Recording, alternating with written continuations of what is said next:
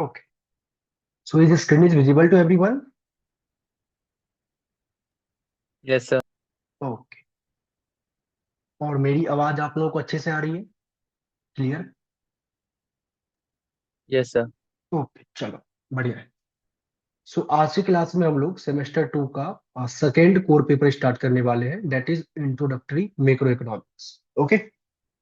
तो बढ़िया पेपर है, और सबसे अच्छी बात यह है कि पूरा का पूरा थ्योरी नहीं है, मिला जुला है, थ्योरी भी है, न्यूमेरिकल्स भी है। तो जिन बच्चों को थ्योरी अच्छा लगता है तो उसके लिए भी बेटर है, जिन बच्चों को न्यूमेरिकल अच्छा लगता है उनके लिए भी बेटर है। तो और जिनको दोनों अच्छा लगता है उनके लिए तो अच्छा है ही। तो थोड़ा पहले शुरुआत के 5 मिनट इसके सिलेबस के बारे में देखते हैं कि सिलेबस क्या सब आपको पढ़ना है एंड कौन कौन से बुक से पढ़ना है। और उसके बाद फिर हम लोग अपने क्लास को स्टार्ट करेंगे, ठीक है? चलिए। सो इंट्रोडक्टरी मैक्रो इकोनॉमिक्स का जो आपका बेसिकली सिलेबस है वो टोटली 4 डिफरेंट यूनिट के अंदर में डिवाइड किया गया है। पहले यूनिट में आप जो पढ़ोगे, यूनिट नंबर 1, यहाँ पे आप पढ़ोगे इंट्रोडक्शन ऑफ मैक्रो इकोनॉमिक्स, जैसा आप क्लास 12 में पढ़ते थे। सो एक तो इंट्रोडक्शन पार्ट पढ़ोगे एंड नेशनल इनकम अकाउंटिंग पढ़ोगे। सो नेशनल इनकम अकाउंटिंग, जहाँ पे आप जीडीपी वगैरह कैलकुलेट करना सीखोगे, जीडीपी के डिफरेंट डिफरेंट कंपोनेंट के बारे में सीखोगे। एंड जीडीपी को किस तरीके से कैलकुलेट करते हैं, इसके 2-3 मेथड्स आपने क्लास 12 में पढ़े हैं। जैसे कि आपने पढ़ा होगा ग्रॉस वैल्यू एडेड मेथड, इसके बाद आपने इनकम मेथड भी पढ़ा होगा, एक एक्सपेंडिचर मेथड भी पढ़ा होगा। तो उन्हीं सब मेथड को आप दोबारा से रिकॉल करोगे एंड और उसको अच्छे तरीके से सीखोगे यहाँ। तो पहला यूनिट का जो आपका काम है बस ये बताना कि मैक्रो इकोनॉमिक्स क्या है, introduction, as well as national income accounting, ये आपका पहला यूनिट के अंदर में है, ठीक है? पहले यूनिट के लिए अगर मैं आपको ये बताऊं कि किस बुक से आपको सॉल्व करना है, तो यहाँ पे मैक्रो इकोनॉमिक्स के अंदर में आपको कोई एक पर्टिकुलर बुक को फॉलो नहीं करना। जैसे इंटरमीडिएट एमएमई में आपको हेमंड के सारे चैप्टर करने हैं, स्टैट्स की बात करें तो वो डिवोर आपको फॉलो करना है। यहाँ पे ऐसा नहीं है। यहाँ पे आपको डिफरेंट डिफरेंट यूनिट के लिए डिफरेंट डिफरेंट जो है आपके पास रीडिंग्स अवेलेबल होगा, मतलब डिफरेंट डिफरेंट ऑथर की बुक आपको करनी पड़ेगी। सो बुक परचेज करना इज नॉट प्रॉफिटेबल, आपको रीडिंग्स ही परचेज करना पड़ेगा अपने कॉलेज से। और यस, रीडिंग्स को परचेज करो, क्योंकि मैंने जैसा कि शुरुआत से आप लोग को बोलता हूँ कि जो माइक्रो एंड मैक्रो का बुक है उसको पढ़ने की कोशिश करो, समझने की कोशिश करो। जो उसमें एप्लीकेशन गिवन है वो आप समझो, सो डैट कि आप आगे चल के जब प्रैक्टिकल वर्ल्ड में काम करोगे तो वहां पे बहुत काम देगा, ठीक है? तो थोड़ा अगर मैं आपको आइडिया दूं, तो ये जो आपका पहला यूनिट है, इसके लिए जो सबसे मेन बुक आपको बेसिकली फॉलो करने हैं, that is Abel Bernard. Abel Bernard. So ये ऑथर का नाम है, इसके आपको एक बुक बेसिकली रीडिंग्स के कुछ चैप्टर्स आपको दिए जाएंगे। और जो सबसे मेन चैप्टर होगा इसमें, इस बेसिकली रीडिंग्स का, वो होगा आपका चैप्टर नंबर, मैं यहाँ पे लिख देता हूँ, chapter number according to your current syllabus, और दैट इज 4। सो जो चैप्टर में ये लिख रहा हूँ ना, जिसको मैं हाईलाइट कर रहा हूँ, ये चैप्टर इंपॉर्टेंट है, मतलब मेनली क्वेश्चंस आपके पेपर में इसी चैप्टर से आएंगे। मतलब समझ लो कि सबसे इंपॉर्टेंट चैप्टर ये है। बाकी इसी चीज को आपको डिफरेंट डिफरेंट और चैप्टर से करना है, एबल बर्नांग का ही, जो कि आपका है एक चैप्टर नंबर 1। इसमें आपको ओनली 1.1 से लेकर 1.3 तक का सेक्शन सॉल्व करना है। और ये बेसिकली मेरे हिसाब से इंट्रोडक्शन वाला पार्ट है आपका, जहाँ पे आप नॉर्मल चीजें सीखोगे, कंपोनेंट्स के बारे में सीखोगे कि इंट्रोडक्टरी मैक्रो इकोनॉमिक्स क्या होता है, मैक्रो इकोनॉमिक्स क्या है, मैक्रो इकोनॉमिक्स के कंपोनेंट क्या सब है, and so on so fourth. और एक आपको इसमें करना है चैप्टर नंबर 5 का बस एक सेक्शन, दैट इज 5.1। और वो भी 5.1 पूरा नहीं करना, कुछ पेजेस आपको करने हैं। तो अगर तीनों चैप्टर को देखा जाए तो मेन आपका चैप्टर नंबर 4 है, जिसमें आप नेशनल इनकम अकाउंटिंग सीखोगे। क्लियर है? चलिए। इसके बाद जो आपका सेकेंड यूनिट है, यूनिट नंबर 2, यहाँ पे आपको पढ़ना है मनी के बारे में। तो मनी कैसे का मतलब क्या, कि मनी की डेफिनेशन क्या होती है, फंक्शन ऑफ मनी क्या होता है, फीचर्स ऑफ मनी क्या होता है, जो आपने क्लास 12 में पढ़ा था उसी को थोड़ा और अच्छे तरीके से यहाँ पे आप पढ़ोगे मनी के बारे में। इसके लिए जो आपको रीडिंग्स फॉलो करनी है, जो बुक आपको लेके चलना है, तो मनी के लिए आपको जो सबसे मेन कंसेप्ट है वो है ब्लांचर्ड से करना, जिसके लिए आपको फॉलो करना है ब्लांचर्ड का चैप्टर नंबर 4। ये सबसे इंपॉर्टेंट है, इसलिए मैं इसको हाईलाइट कर देता हूँ, चैप्टर नंबर 4। अब कुछ और भी चैप्टर, जैसे कि कुछ और भी बुक आपके पास गिवन है। एक है आपका फ्रेयॉन, इससे आपको थोड़ा सा पार्ट करना है। फ्रेयॉन से क्या करना है आपको, तो चैप्टर नंबर 4 ही करना है फ्रेयॉन का, बट ओनली 4.1, बस एक ही सेक्शन 4.1 वाला का। आई थिंक उसमें आपको इंट्रोडक्शन पढ़ना है only। इसके बाद आपको एक एबल बर्नांग से भी करना है। ये सब आपको रीडिंग्स में मिल जाएगा बेसिक, जब आप रीडिंग्स परचेज करोगे। और इससे आपको करना है चैप्टर नंबर 7 का ओनली 7.1। सो मैंने जो लास्ट के दो बुक आपको लिखे हैं, दो रीडिंग्स मैंने आपको लिखा है, इसमें आपको बस एक छोटा सेक्शन दे देगा। उस सेक्शन में जो इंट्रोडक्शन वाला पार्ट होगा मनी का, बस वो पढ़ना है। मेन आपको ध्यान देना है ब्लांचेट के चैप्टर नंबर 4 में। चैप्टर नंबर 4 पूरा का पूरा करना है, और ये सबसे इंपॉर्टेंट है। पेपर में अगर आप एग्जाम में अगर क्वेश्चन आता है तो इसी चैप्टर से आएगा। अब आगे बढ़ते हैं थोड़ा तीसरे एंड फोर्थ यूनिट के बारे में। देखो, वैसे आपके सिलेबस में यूनिट नंबर 3 एंड 4 दोनों को अलग अलग करके दिया गया है। मैं इन दोनों को एक साथ पढ़ाऊंगा, यूनिट 3 एंड 4 इन दोनों को एक साथ कराऊंगा।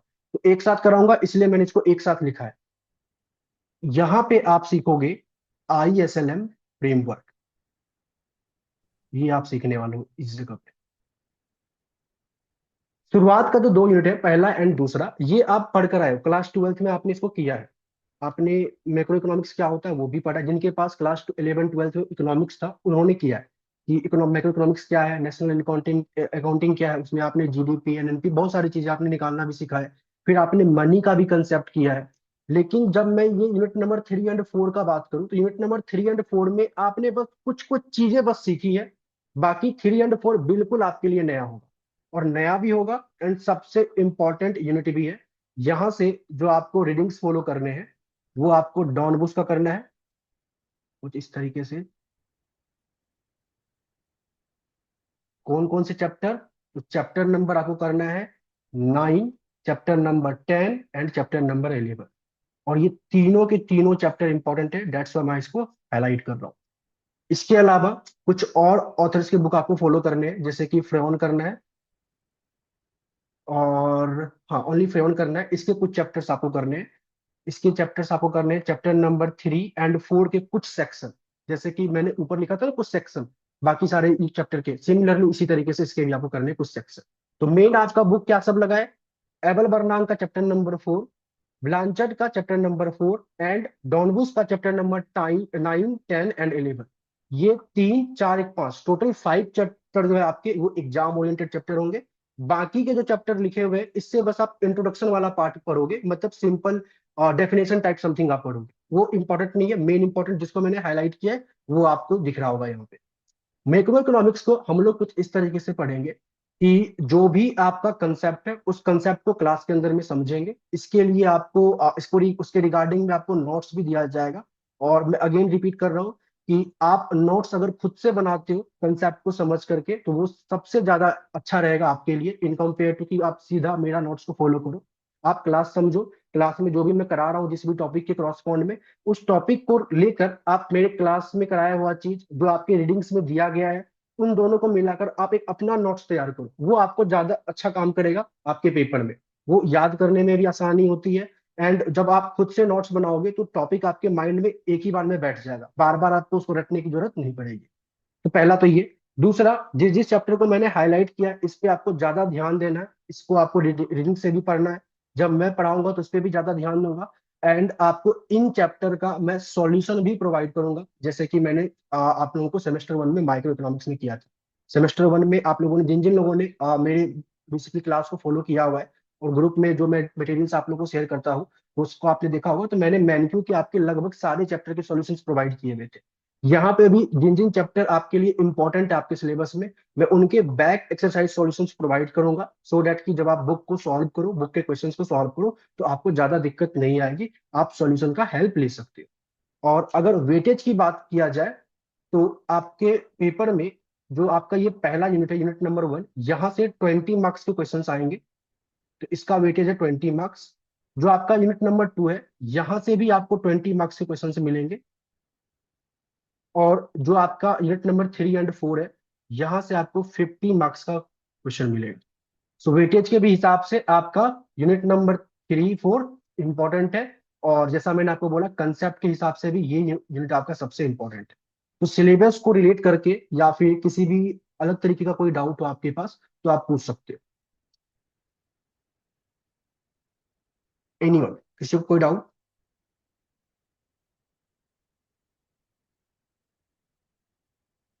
सभी को क्लियर है? Yes sir. ओके, चलिए।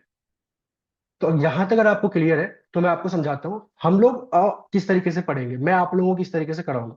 सबसे पहले हम लोग थर्ड एंड फोर्थ यूनिट को स्टार्ट करेंगे और इसको अच्छे तरीके से कंप्लीट करेंगे इन लाइव क्लास। और जैसे जैसे लाइव क्लासेस होंगी उसकी रिकॉर्डिंग लेक्चर्स भी आपको मिल जाएंगी। सो हमारा स्टार्टिंग होगा थर्ड एंड फोर्थ यूनिट से। लेकिन आप जब अपने कॉलेज में स्टार्ट करोगे तो कई सारे कॉलेज में हो सकता है कि वो भी 3 एंड 4 यूनिट से स्टार्ट करें। और कई सारे कॉलेज में ऐसा भी हो सकता है कि वो आपको यूनिट नंबर 1 से स्टार्ट करे। तो सिंस मैं आपको तीसरे एंड फोर्थ यूनिट से स्टार्ट करूंगा और आपके कॉलेज में मान लेते हैं यूनिट नंबर 1 हो रहा है, तो आपके इंटरनल में यूनिट नंबर 1 से ही क्वेश्चन आएगा। मान लेते हैं इंटरनल आपका होगा फरवरी में, और फरवरी तक बिल्कुल ये थर्ड एंड फोर्थ यूनिट आपका खत्म नहीं होगा, ये बहुत लंबा है। मतलब जो तीसरे एंड फोर्थ यूनिट का टॉपिक है ये बहुत बड़ा है। इसको ही खत्म करने में हमें आधा पूरा का पूरा टाइम लग जाएगा अपने सिलेबस का, और उसके बाद हम किसी और यूनिट पे जा सकते हैं।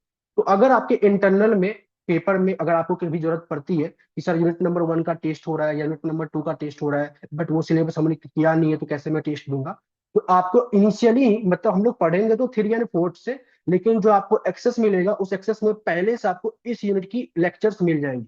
मतलब इसका रिकॉर्डेड लेक्चर आपको मिल जाएगा, सो डैट कि आप अपने इंटरनल में उस लेक्चर को फॉलो करके अपना टेस्ट दे सको। बट जो हम लोग पढ़ेंगे किस सीक्वेंस में, पहले 3 एंड 4 को, फिर यूनिट नंबर 2 को, फिर यूनिट नंबर 1, इस तरीके से जाएंगे। ये क्लियर है सभी को? Yes sir. ओके, सो प्रांशी आपको आवाज क्लियर नहीं आ रही, बाकी सबको आवाज क्लियर है? सर अब आ रही है यस आपकी। सर ठीक है, क्लियर है। ओके, चलो ठीक है। ओके, सो अगर यहाँ तक आपको समझ में आ गया, तो जैसा कि आपको मैंने बोला तीसरे एंड फोर्थ यूनिट से स्टार्ट करते हैं, और पहले यूनिट का आपको रिकॉर्डिंग मिल जाएगा, सो डेट कि आपके इंटरनल में कोई प्रॉब्लम ना आए, आप वहाँ पे अच्छे से मार्क्स बेसिकली स्कोर कर सको। सो आज के क्लास में जैसा कि मैंने आपको बोला कि तीसरे एंड फोर्थ से स्टार्ट करेंगे, तो मैं यही लिख रहा हूँ unit number 3 and unit number 4, तो ये मैं स्टार्ट कर रहा हूँ। अच्छा, आपको जो मैं नोट्स प्रोवाइड करूंगा उस नोट्स में ना ओनली यूनिट नंबर 4 लिखा रहेगा। इसका ये मतलब नहीं कि उसमें बस 4 का ही दे रखा, वो 3 से लेके 4 पूरा आपको कवर होगा। ओके, सो 3 एंड 4 में मेजरली हम लोग 3 से ही स्टार्ट कर रहे हैं, मेन देखा जाए तो यूनिट नंबर 3 से स्टार्ट कर रहे हैं, लेकिन थोड़ा मिक्सअप करके पढ़ेंगे। मतलब कि इस सीक्वेंस में पढ़ेंगे जिससे कि आपको, जैसे मैंने पहले ये टॉपिक पढ़ाया तो इस टॉपिक का यूज दूसरे टॉपिक में होगा, उसका फिर यूज तीसरे टॉपिक में होगा, इस तरीके से। मतलब मैं किसी चीज को ऐसा नहीं बोलूंगा कि ये आप अज्यूम कर लो आगे ये पढ़ाया जाएगा। तो अगर मैं आपके सिलेबस के अकॉर्डिंग चलूँ तो आपको कुछ चीजें मेरे को अज्यूम कराना पड़ेगा कि अभी के लिए ये मान लो, आगे ये करेंगे। बट अभी फिलहाल मैं चाहता हूँ कि ये अज्यूम ना कराते हुए मैं उस सीक्वेंस में पढ़ाऊँ। मतलब जो सबसे पहले वाला टॉपिक होगा पहले उसको कवर करते हैं, फिर उसके बाद इससे रिलेटेड जो टॉपिक होगा उसको कवर करेंगे, एंड सो ऑन सो। तो सबसे पहला जो मैक्रो इकोनॉमिक्स के अंदर में, सिंस हम लोग सीधा 3 एंड 4 से स्टार्ट कर रहे हैं, बट यूनिट नंबर 1 का तो एक कंसेप्ट हमें यूज करना पड़ेगा, और वो कंसेप्ट है दैट इज जीडीपी। सभी को पता है जीडीपी क्या होता है? कोई है यस ऐसा सर। जिसको जीडीपी के बारे में पता ना हो? सबको पता है?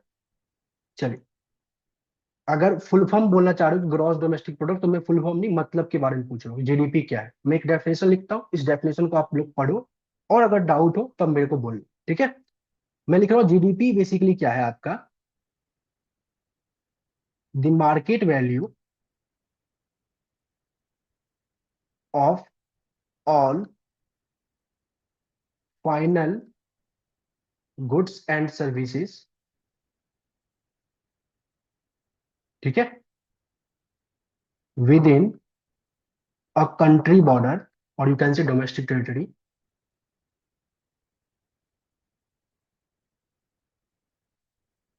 Of economy in an accounting year, या फिर इसको इस तरीके से लिख सकते हो अकाउंटिंग, या इसी को हम लोग फिस्कल ईयर भी बोल सकते हैं, फिस्कल ईयर। अब बताओ, डेफिनेशन से सभी को पता है कि जीडीपी का जो मैंने डेफिनेशन लिखा है और जो आपको पता है वो दोनों मैच कर रहा है कंसेप्ट? Yes sir.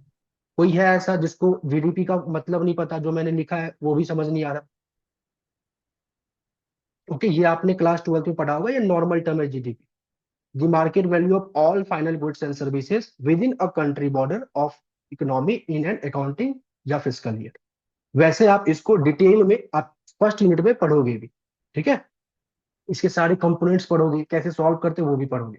बट यहाँ पे मेरे को इसका मतलब एंड कुछ मेथड्स जरूरी है, इसलिए मैं इसको रिकॉल करवा रहा हूँ।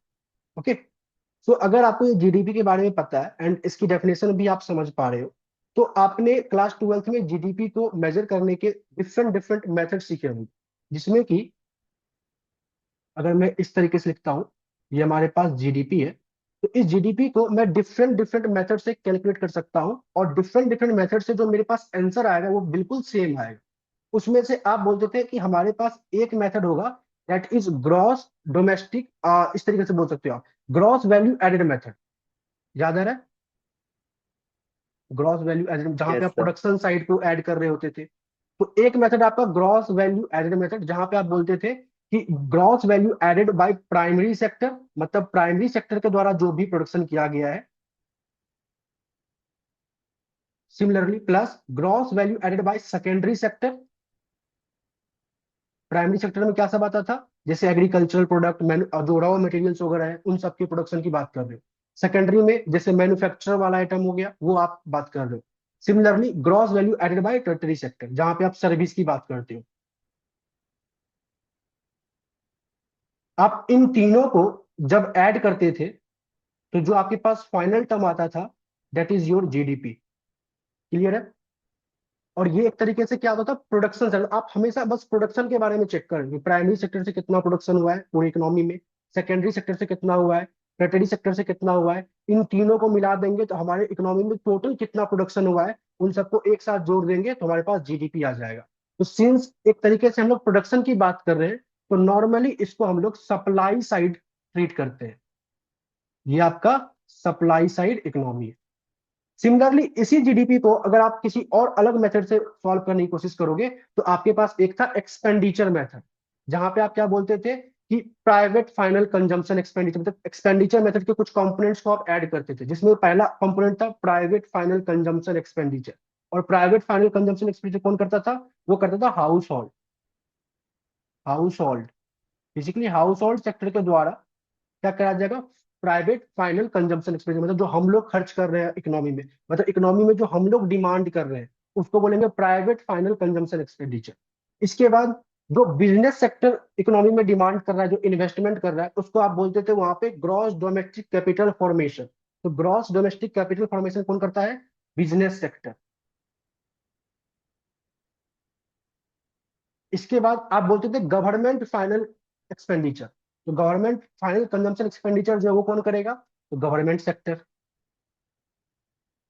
और इसी के बाद मतलब हाउस होल्ड के द्वारा जो एक्सपेंडिचर किया गया वो, बिजनेस फर्म्स के द्वारा जो एक्सपेंडिचर किया गया वो, गवर्नमेंट के द्वारा जो एक्सपेंडिचर किया गया वो, और उसके बाद आप इसमें टोटल नेट एक्सपोर्ट भी ऐड कर लेते थे कि फॉरेन सेक्टर के द्वारा जो हुआ है, मतलब नेट एक्सपोर्ट किसमें आएगा? फॉरेन सेक्टर में आएगा वो।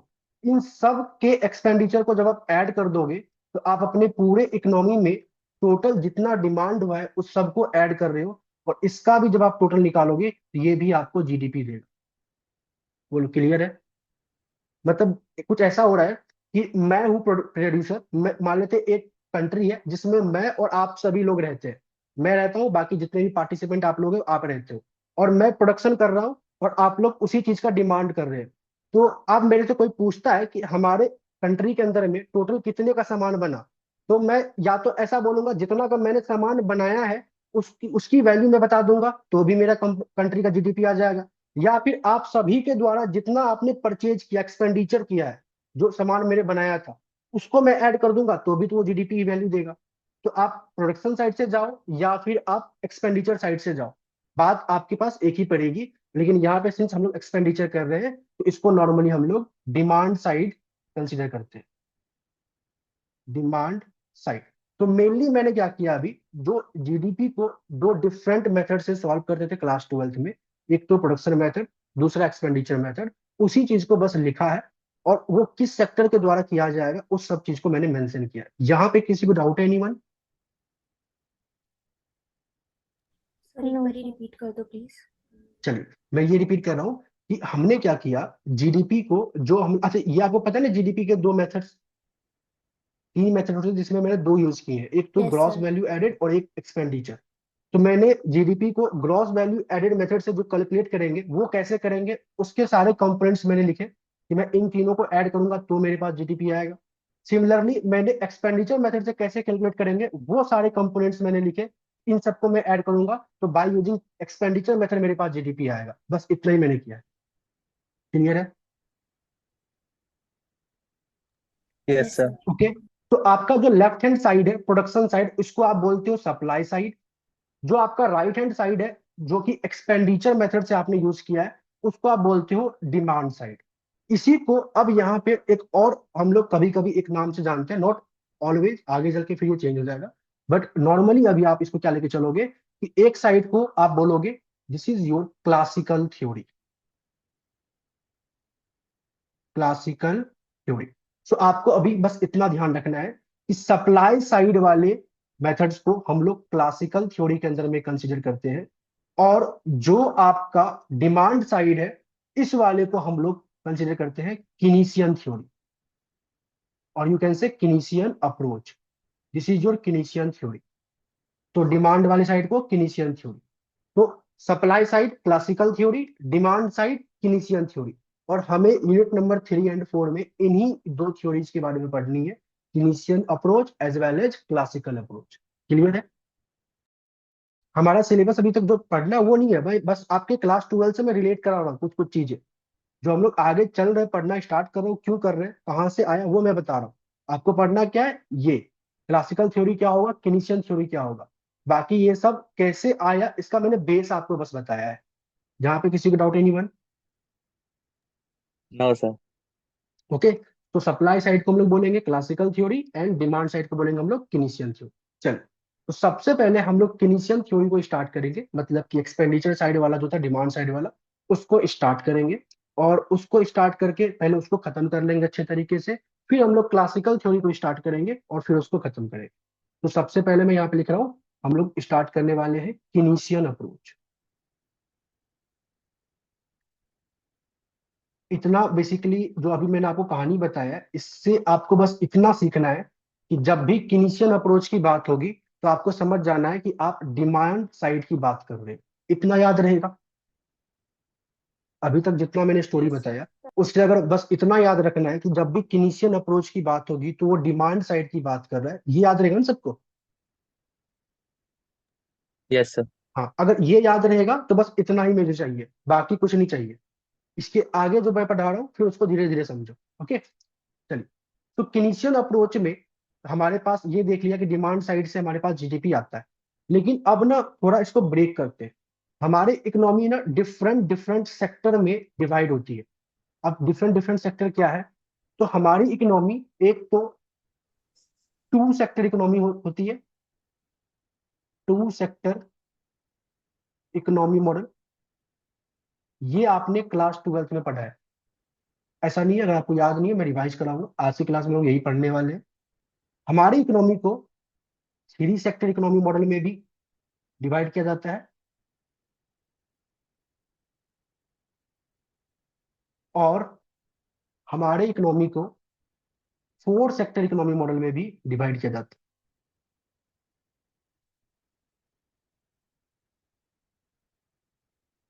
जो आपका ये टू सेक्टर इकोनॉमी मॉडल है, ये आपने क्लास 12 में पढ़ा है। इसकी कुछ चीजें आपने पढ़ी है, जब मैं अभी सिखाऊंगा तो आपको याद आ जाएगा। जो आपका ये थ्री सेक्टर इकोनॉमी मॉडल है, ये आपका सिलेबस का पार्ट है, ये आपको अभी पढ़ना है। और जो ये आपका फोर सेक्टर इकोनॉमी मॉडल है, ये आप थ्री सेक्टर जब सीख लोगे तो आगे जब सेमेस्टर 4 में जाओगे तो वहां पे फोर सेक्टर इकोनॉमी मॉडल पढ़ोगे। तो मेनली देखा जाए तो आपका सिलेबस ये है, लेकिन इस थ्री सेक्टर को सीखने के लिए हमें टू सेक्टर आना चाहिए। जब टू सेक्टर समझ लेंगे तो थ्री सेक्टर आराम से पढ़ लेंगे, और थ्री सेक्टर को बस याद करके रखना है। फिर जब सेमेस्टर 4 में पहुंचेंगे तो हम लोग इस फोर सेक्टर इकोनॉमी मॉडल को दोबारा से पढ़ेंगे। आगे बढ़ते, जब ये टू सेक्टर इकोनॉमी मॉडल की बात करूं तो ये टू सेक्टर इकोनॉमी मॉडल कुछ इस तरीके से कहा गया कि यहाँ पे आपके इकोनॉमी का दो ही सेक्टर काम कर रहे होंगे। अब वो कौन कौन से सेक्टर है? सिंस हम लोग किनीशियन अप्रोच की बात कर रहे हैं, और किनीशियन अप्रोच आपका डिमांड साइड होता है, और डिमांड साइड में आपने टोटल क्या किया था? चार सेक्टर को देखो ऐड किया था। तो इन्हीं चार में से किन्हीं दो सेक्टर को हम लोग क्या करेंगे? यूज करेंगे इन टू सेक्टर इकोनॉमी मॉडल। अब वो दो सेक्टर कौन कौन से हैं? तो कहता है इन टू सेक्टर इकोनॉमी मॉडल आपके पास जो दो सेक्टर होंगे वो एक तो हाउस होल्ड सेक्टर होगा और एक तो बिजनेस सेक्टर होगा। और यहाँ पे आप क्या अज्यूम करोगे? आपका गवर्नमेंट एक्सपेंडिचर मतलब गवर्नमेंट सेक्टर नहीं है, फॉरेन सेक्टर नहीं है, अज्यूमिंग कि गवर्नमेंट एंड फॉरेन वाला कोई भी काम आपकी इकोनॉमी में नहीं हो रहा है। क्लियर है? Yes sir. चलिए, सिमिलरली जब मैं बात करता हूँ थ्री सेक्टर इकोनॉमी मॉडल में, तो अब यहाँ पे क्या होगा? यहाँ पे हम लोग हाउस होल्ड सेक्टर को लेके चलेंगे कि हमारी इकोनॉमी में हाउस होल्ड सेक्टर तो है, बिजनेस सेक्टर भी है, एक एक्स्ट्रा आज गवर्नमेंट सेक्टर भी हमारे इकोनॉमी में आ जाएगा, और अज्यूमिंग फॉरेन सेक्टर नहीं है। तो फॉरेन सेक्टर नहीं है मतलब हम लोग बाहर से कोई ट्रेड नहीं कर रहे, मतलब नेट इंपोर्ट एक्सपोर्ट वाला कोई काम नहीं हो रहा। तो थ्री सेक्टर इकोनॉमी मॉडल को हम लोग क्लोज्ड इकोनॉमी भी कहते हैं। क्लोज्ड इकोनॉमी, क्योंकि ये हम लोग अपने कंट्री के बॉर्डर के अंदर के ही चीजें कर रहे हैं, मतलब बाहर से कुछ इंपोर्ट एक्सपोर्ट नहीं कर रहे हैं, तो यहाँ पे हम लोग इंपोर्ट एक्सपोर्ट का काम नहीं करेंगे। So this is your government sector, जो कि ऐड होते ही आपका जो इकोनॉमी है वो तीन सेक्टर इकोनॉमी मॉडल में कन्वर्ट हो गया। और जब मैं फोर सेक्टर इकोनॉमी मॉडल की बात करूंगा तो यहाँ पे फिर चारों के चारों कंपोनेंट रहेंगे। हाउस होल्ड भी रहेगा, बिजनेस सेक्टर भी रहेगा, गवर्नमेंट सेक्टर भी रहेगा, और अब जो है इकोनॉमी जो है वो आपकी ओपन हो चुकी है, तो ट्रेड भी एलिजिबल है, तो यहाँ पे फॉरेन सेक्टर भी रहेगा। तो इसी चीज को फोर सेक्टर इकोनॉमी मॉडल को हम लोग ओपन इकोनॉमी भी कहते हैं। Open economy. यहां तक किसी को डाउट? एनीवन? इन तीन नो। डिफरेंट सेक्टर में कोई डाउट है? सबको clear? Two yes sector sir. Yes. Household and business, three में household business and government भी रहेगा, फोर में household business government and foreign sector भी रहेगा। थ्री वाले सेक्टर को हम लोग जहां पे ओनली गवर्नमेंट तक रहता है उसको क्लोज्ड इकोनॉमी कहते हैं, और जैसे ही फॉरेन सेक्टर ऐड होगा उसको हम लोग ओपन इकोनॉमी कहेंगे। और हमारे सेमेस्टर टू का सिलेबस क्या है? थ्री सेक्टर इकोनॉमी मॉडल मतलब क्लोज्ड इकोनॉमी को अच्छे से पढ़ना। क्लियर है? अब इस थ्री सेक्टर इकोनॉमी मॉडल को पढ़ने के लिए आपको टू सेक्टर आना चाहिए, जो कि आपको क्लास ट्वेल्थ में सिखाया होगा, लेकिन आप में से कुछ ही ऐसे बच्चे होंगे जिसको कि अच्छे से याद होगा, बाकी सब भूल गए होंगे। तो पहले हमारा काम क्या होगा कि जो क्लास ट्वेल्थ में टू सेक्टर इकोनॉमी मॉडल आपने पढ़ा होगा, जिनके पास इकोनॉमिक्स है, और जिनके पास इकोनॉमिक्स नहीं है तो उन्होंने पढ़ा ही नहीं होगा, तो पहले टू सेक्टर इकोनॉमी मॉडल को सीखेंगे और उसके बाद अपने सिलेबस पे मतलब थ्री सेक्टर इकोनॉमी मॉडल पे आएंगे। चलिए, तो अब मैं यहाँ पे हेडिंग डालता हूं, two sector economy model. Sir इसमें इनकम अप्रोच से नहीं हो सकता? वही सब सीखेंगे, देखो। अच्छा, इनकम अप्रोच नहीं, इनकम अप्रोच बस डिमांड एंड सप्लाई देखते हैं। इनकम अप्रोच एक अलग बस वो तरीका है जीडीपी को कैलकुलेट करने का। बाकी हम लोग यहाँ पढ़ रहे हैं क्लासिकल थ्योरी यानी किनीशियन थ्योरी। किनीशियन थ्योरी कहता है डिमांड साइड से आप अपना इकोनॉमिक मॉडल काम करो, और क्लासिकल कहता है सप्लाई साइड से काम करो। इनकम बस आप जीडीपी कैलकुलेट करने के लिए यूज करते हैं। क्लियर है? ये जो यस सर। जीडीपी का मैंने कंसेप्ट यूज किया बस आपको रिलेट करने के लिए कहा जा रहा है कि आप डायरेक्टली से एक मतलब धराम से आप इस पे ना आ जाओ। मतलब धराम से मैं बोलता क्लासिकल किनीशियन तो अच्छा नहीं लगता, तो क्लासिकल किनीशियन को मैंने पहले रिलेट कराया आपको आपके बेसिक से जो आपने सीखा है। चलिए, सो हम लोग टू सेक्टर पढ़ने वाले हैं। ओके, तो टू सेक्टर में सबसे पहले बात आता है कि मैंने बोला कि टू सेक्टर में कौन कौन रहता है, कौन कौन कंपोनेंट्स आप लेके चलोगे, कौन कौन लोग रहते हैं। तो सबसे पहले आपने बोला कि टू सेक्टर में रहता है एक तो हाउस होल्ड। ठीक है, एक हाउस होल्ड रहता है। अब मैंने बोला कि ये जो हाउस होल्ड है ये हाउस होल्ड क्या करता है, ये जो एक्सपेंडिचर कर रहा है, तो इसके एक्सपेंडिचर को लोग क्या कहेंगे? तो कहते हैं हाउस होल्ड जो करेगा उसके एक्सपेंडिचर को हम लोग कहते हैं कंजम्पशन एक्सपेंडिचर। Consumption expenditure. और इसके एक और इस कंजम्पशन एक्सपेंडिचर को हम लोग कैपिटल सी से रिप्रेजेंट करते हैं। और यहाँ पे जो आपका कंजम्पशन एक्सपेंडिचर है कैपिटल सी, ये आपका फंक्शन होता है of your income. So consumption is the function of income in two sector economy model. ध्यान देना, जैसे ही थ्री सेक्टर में आप जाओगे तो कंजम्पशन आपके इनकम का फंक्शन नहीं होगा, वो डिस्पोजेबल इनकम का फंक्शन हो जाएगा, क्योंकि वहां पे गवर्नमेंट भी आ जाएगी। तो कंजम्पशन एक्सपेंडिचर आपके रियल इनकम का, नॉट रियल वर्ड नहीं यूज करना चाहिए, आपके टोटल इनकम, इस तरीके से मैं बोलूंगा कि रियल एंड नॉमिनल टर्म दोनों अलग अलग होते हैं। सो रियल को मत ध्यान में लेना। कंजम्पशन एक्सपेंडिचर आपके टोटल इनकम का फंक्शन होगा इन टू सेक्टर इकोनॉमी मॉडल। यहां तक क्लियर? किसी को डाउट? चलिए, यहां तक क्लियर है। फिर आगे हमने बोला ये जो कंजम्पशन है, इस कंजम्पशन के फर्दर दो डिफरेंट पार्ट है। एक तो ऑटोनोमस कंजम्पशन, प्लस एक इंड्यूस्ड कंजम्पशन। अगर आप लोगों से बोलूं कि ऑटोनोमस कंजम्पशन क्या होता है, तो माइट भी आप में से कुछ ऐसे स्टूडेंट होंगे जो ये याद कर कर रखे होंगे कि जो ऑटोनोमस होता है उसका मतलब है कांस्टेंट। मतलब ऑटोनोमस कंजम्पशन का बेसिकली मतलब है कांस्टेंट कंजम्पशन। नहीं, ऑटोनोमस कंजम्पशन यहाँ पे वो कंजम्पशन होगा जो फ्री फ्रॉम इनकम होगा। मतलब कुछ इस तरीके से बोलेंगे कि जो आपका ऑटोनोमस कंजम्पशन है, this is not a function of income. मतलब ये इनकम के चेंज होने की वजह से चेंज नहीं होगा, ये इनकम के रिस्पेक्ट में फिक्स्ड रहेगा, लेकिन किसी और चीजों की वजह से ये चेंज हो सकता है। सो ऑटोनोमस कंपोनेंट को आप कांस्टेंट की तरह ट्रीट नहीं करोगे, किसी भी पर्टिकुलर वेरिएबल के साथ वो कांस्टेंट रिलेशन निकाल लेके चलता है, बाकी किसी और वजह से वो क्या करेगा, चेंज हो सकता है। तो अगर मैं बोलता हूँ कि consumption is the function of income, और इसी कंजम्पशन इक्वेशन में कोई एक ऐसा टर्म है जो आपके इनकम पे डिपेंड नहीं करता, तो उसी टर्म को आप क्या बोलोगे, ऑटोनोमस कंपोनेंट। क्लियर है?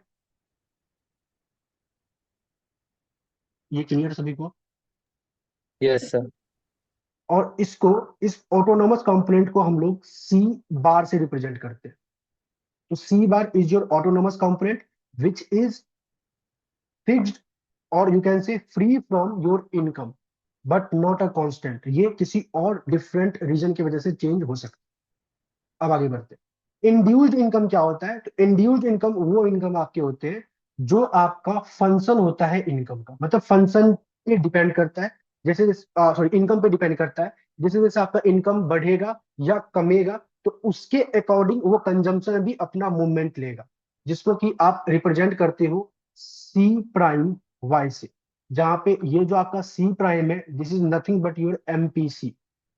यहां मैं लिख रहा हूं where this C prime is MPC. MPC पता है क्या होता है?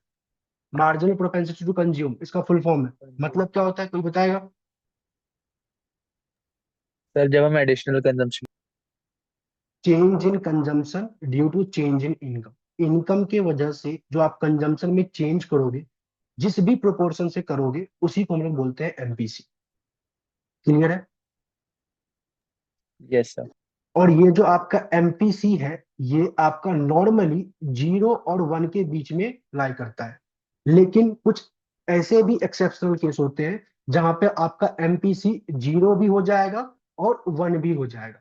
0 होगा तो क्या उसका मतलब है, 1 होगा तो क्या मतलब है, दोनों भी समझते हैं। पहले ये देखते हैं। तो अगर देखा जाए तो क्या मैं कंजम्पशन फंक्शन को कुछ ऐसा लिख सकता हूँ? कंजम्पशन में दो टर्म है, एक तो है ऑटोनोमस कंजम्पशन सी बार, एक है induced consumption which is C prime Y.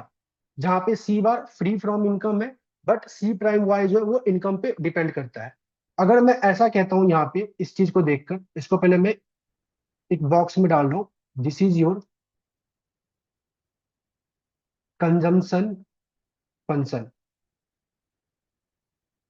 Okay प्रांसी, इंड्यूस्ड बेसिकली क्या होता है? इंड्यूस्ड वाला कंजम्पशन वो कंजम्पशन होता है जो कि आपके इनकम पे डिपेंड कर रहा है। अगर आपकी इनकम चेंज करेगी तो ऑन दैट टाइम वो इंड्यूस्ड कंजम्पशन भी चेंज करेगा। एक तरीके से कुछ ऐसा है, y is equal to A plus M X. तो यहाँ पे a आपका क्या है, फ्री फ्रॉम x है, बट ये जो आपका ये जो टर्म है, ये वेरिएबल की तरह ट्रीट किया जा रहा है। कुछ ऐसा आप समझ रहे हो? क्लियर है प्रांसी? Yes sir. ओके, चलिए। अब एक बात बताओ, अगर यहाँ पे मैं ये बोल रहा हूँ कि सी प्राइम आपका 0 हो जाता है, तो क्या मैं बोल सकता हूँ सी प्राइम इक्वल टू 0 का मतलब क्या होगा, ये पूरा का पूरा टर्म 0 हो जाना? और ये पूरा का पूरा टर्म अगर जीरो हो जाएगा तो क्या मैं बोलूंगा, when C prime equal to zero it means induced income is sorry induced consumption is zero. मतलब आप ऐसा कोई कंजम्पशन ही नहीं कर रहे हो जो आपके इनकम पे बेस्ड है। क्लियर है? और अगर यही सी प्राइम इक्वल टू वन हो जाएगा तो इसका क्या मतलब है, सी प्राइम इक्वल टू वन मतलब ये पूरा का पूरा टर्म टोटल वाई बन जाएगा। तो इसका क्या मतलब है कि जितना आपका इनकम है आप उस पूरे इनकम को एज ए इंड्यूस्ड खर्च कर रहे हो। तो C prime equal to zero and C prime equal to one का मतलब समझ में आया?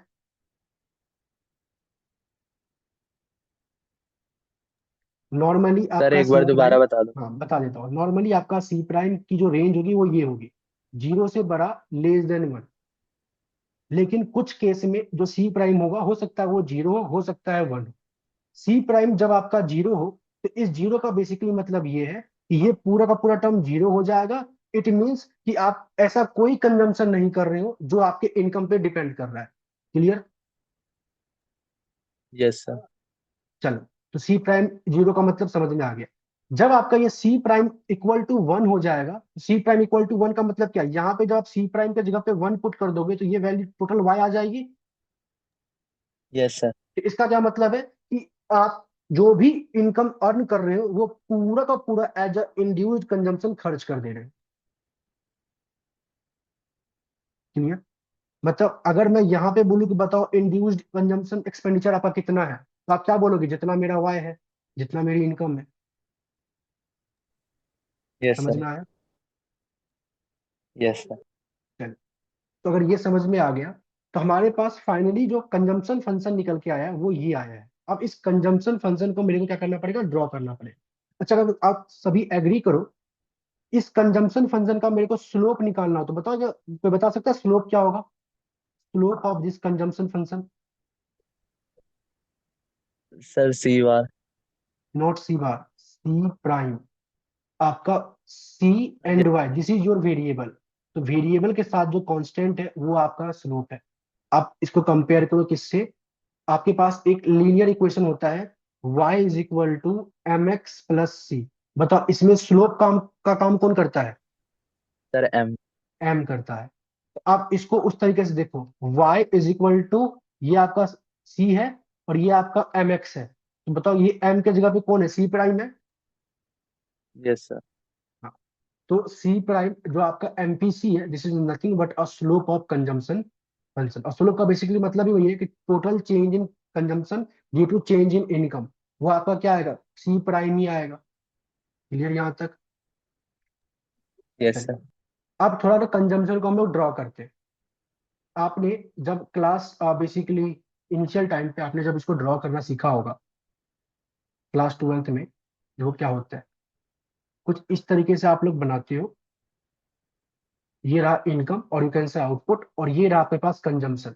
आप इसको ड्रॉ करना चाहते हो कि चलो कंजम्पशन फंक्शन ड्रॉ करते हैं। तो जनरली बच्चा क्या करता है, आपके पास कंजम्पशन फंक्शन क्या है, वो ये है C is equal to C bar plus में सी प्राइम वाई, ऐसा है। तो कहता है कि जब इनकम मेरा जीरो होगा तो कुछ ना कुछ सी बार हम लोग कंजम्पशन कर रहे होंगे, तो कुछ ऐसा। तो दिस इज योर इंटरसेप्ट। और अगर मेरा सिंस ये जो सी प्राइम है ये जीरो और वन के बीच में लाई कर रहा है, मतलब सी प्राइम आपका पॉजिटिव है, स्लोप पॉजिटिव है, तो जैसे मन तैसे एक स्ट्रेट लाइन ड्रॉ कर देते। क्लियर है? क्या ये जो मैंने कंजम्पशन फंक्शन का डायग्राम बनाया ये क्या करेक्ट है? कोई बता सकता है इसमें क्या प्रॉब्लम है? अगर करेक्ट है तो करेक्ट बताओ, अगर रॉन्ग है तो क्यों रॉन्ग है?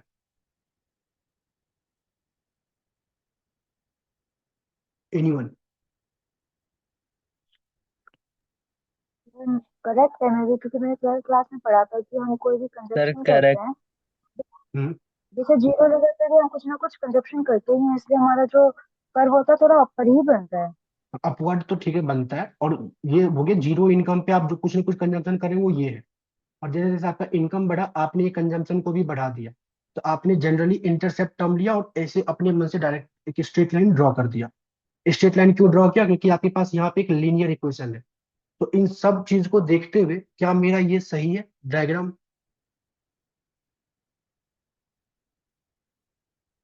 सर राइट ही लग रहा है। ठीक है, बाकी और कोई ऐसा है जिनको ये सभी को राइट लग रहा है? कोई ऐसा है जिसको गलत लग रहा हो? Sir yes. जो इंड्यूस कंजम्पशन होगी उधर हमारी ऑटोनोमस कंजम्पशन में तो काउंट होगी ना, तो एक स्ट्रेट लाइन भी तो बनेगी आई थिंक। हाँ, स्ट्रेट लाइन ही तो बनाया है यहाँ पे। नहीं, पैरेलल टू एक्स एक्सिस। नहीं नहीं, पैरेलल टू एक्सिस क्यों बनेगी? पैरेलल टू एक्सिस तब बनेगी ना जब ये जीरो हो जाता। जैसे जैसे आप वाई ओके। बढ़ेगा तो ये भी बढ़ेगा ना, टोटल बढ़ेगा। अब मैं बताता हूँ ये गलत क्यों है, ध्यान से देखो।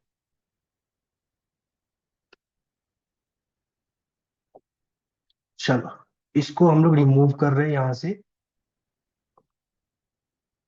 चलिए, मैंने ना यहाँ पे एक लाइन बनाया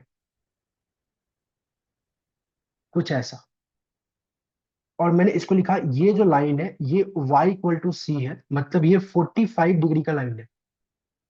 अब मुझे बताएगा इस लाइन पे जो भी पॉइंट्स होगा वो पॉइंट मेरे को क्या बताएगा। अगर कोई लाइन मैं बना रहा हूं जिसकी 45 डिग्री लाइन है, तो क्या मैं बोल सकता हूँ इस लाइन पे जो भी पॉइंट लेंगे उस हर एक पॉइंट पे जो आपका ये इनकम होगा और ये जो आपका कंजम्पशन होगा वो इक्वल रेशियो में होगा, 1:1 के रेशियो में होगा। Yes, sir. एक तरीके यस से सर। अगर देखा जाए तो क्या मैं बोल सकता हूँ ये जो लाइन आपने बनाया है नॉर्मल मैथमेटिक्स के हेल्प से, ये y इक्वल टू एक्स का लाइन बनाया है, यस सर। और y इक्वल टू एक्स के लाइन में जो स्लोप होता है वो स्लोप क्या होता है? 1। This is your slope. One. और ये स्लोप मेरे को क्या बता रहा है कि अगर आप x को 1 यूनिट से बढ़ाओगे तो आपका y भी 1 ही यूनिट से बढ़ेगा, तो हर एक पॉइंट पे इक्वल रहेगा। ठीक है, अब ध्यान से देखो, ये जो आपके पास कंजम्पशन फंक्शन है, इस कंजम्पशन फंक्शन में जो स्लोप है वो आपका ये सी प्राइम है। जब आप यस इस सर। कंजम्पशन फंक्शन को डिफरेंशिएट करोगे डीसी बाई डी वाई, ये आएगा आपके पास ओनली सी प्राइम। और ये जो सी प्राइम है, बताओ इस सी प्राइम की रेंज क्या है? 0 से बड़ा, लेस देन 1। Yes sir. ये क्लियर है? तो अगर 0 से बड़ा लेस देन 1 है तो आप क्या कह रहे हो कि मेरे पास ना ये कंजम्पशन फंक्शन था, मैंने क्या बोला कि जब मेरी इनकम जीरो होगी तो मैं कुछ ना कुछ ऑटोनोमस कंजम्पशन करूंगा, मतलब कुछ ना कुछ मैं खर्च कर रहा हूँ जैसे आप लोग अभी कर रहे हो। मान लेते हैं this is that autonomous consumption at zero level पे ऑफ इनकम पे आप ये सी बार खर्च कर रहे हो। अब जैसे जैसे आपकी इनकम बढ़ेगी ना तो आपका ये इंड्यूस्ड वाला टर्म भी ऐड होता जाएगा। लेकिन इंड्यूस्ड वाला टर्म जो ऐड होगा वो कैसे होगा? ये जो सी प्राइम है इसका स्लोप 0 और 1 के बीच में लाई कर रहा है, मतलब अगर मैं इसके स्लोप से और इसके स्लोप में मैं कंपेयर करूं तो क्या मैं बोल सकता हूं कि ये स्लोप छोटा है? और जिसका यस स्लोप सर। छोटा है उसका डायग्राम रिलेटिवली फ्लैटर बनेगा। तो यहां से जो आप सी प्राइम से लेकर जो भी डायग्राम ड्रॉ करोगे वो डायग्राम आपका, ये जो इक्वालिटी वाली लाइन है y इक्वल टू सी, इससे हमेशा फ्लैटर होना चाहिए। तब आप क्या बोलोगे? जैसे जैसे इनकम बढ़ रहा है तो मैं थोड़ा थोड़ा कंजम्पशन भी बढ़ा रहा हूं। पहले आपने क्या किया था, एक सी बार ऐसे रखा और इस तरीके से डायरेक्टली स्टार्ट कर दिया। तो क्या मैं बोल सकता हूं अगर मैं इस लाइन और इस लाइन को कंपेयर करूं तो इस लाइन का स्लोप ज्यादा है? स्लोप ज्यादा है तो कहने का मतलब स्लोप क्या, ग्रेटर देन 1 है? और ग्रेटर देन 1 है तो यस सर। कहने का मतलब क्या है कि आपका इनकम जितने से बढ़ रहा है ना आप उससे ज्यादा तेजी से कंजम्पशन को बढ़ा रहे हो। क्या ये पॉसिबल है? आपका इनकम बढ़े 10 से, आप कंजम्पशन 15 से बढ़ा दो? No sir. दैट्स वाई ये गलत था। यस, क्या डाउट है? ओके प्रांसी, मैं दोबारा आप समझा देता हूँ आप, बाकी जिनको भी पहले डायग्राम क्यों गलत था, दीपिका एंड और वो आप सबको समझ में आया? ये डायग्राम आपके, वो जो लाइन है इक्वालिटी वाली 45 डिग्री वाली, उससे रिलेटिवली फ्लैटर होना चाहिए। अगर आप ये वाला डायग्राम पेपर में बनाते तो आपको 0 नंबर मिलता, क्योंकि जो ऊपर वाला डायग्राम है वो आपको क्या बता रहा है कि at a zero level of income पे आप सच में सी बार ऑटोनोमस कंजम्पशन कर रहे हो।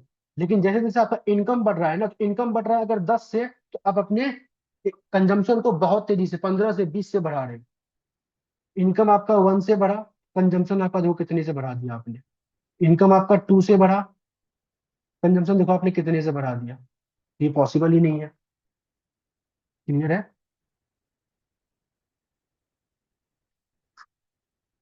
मतलब ये क्लियर।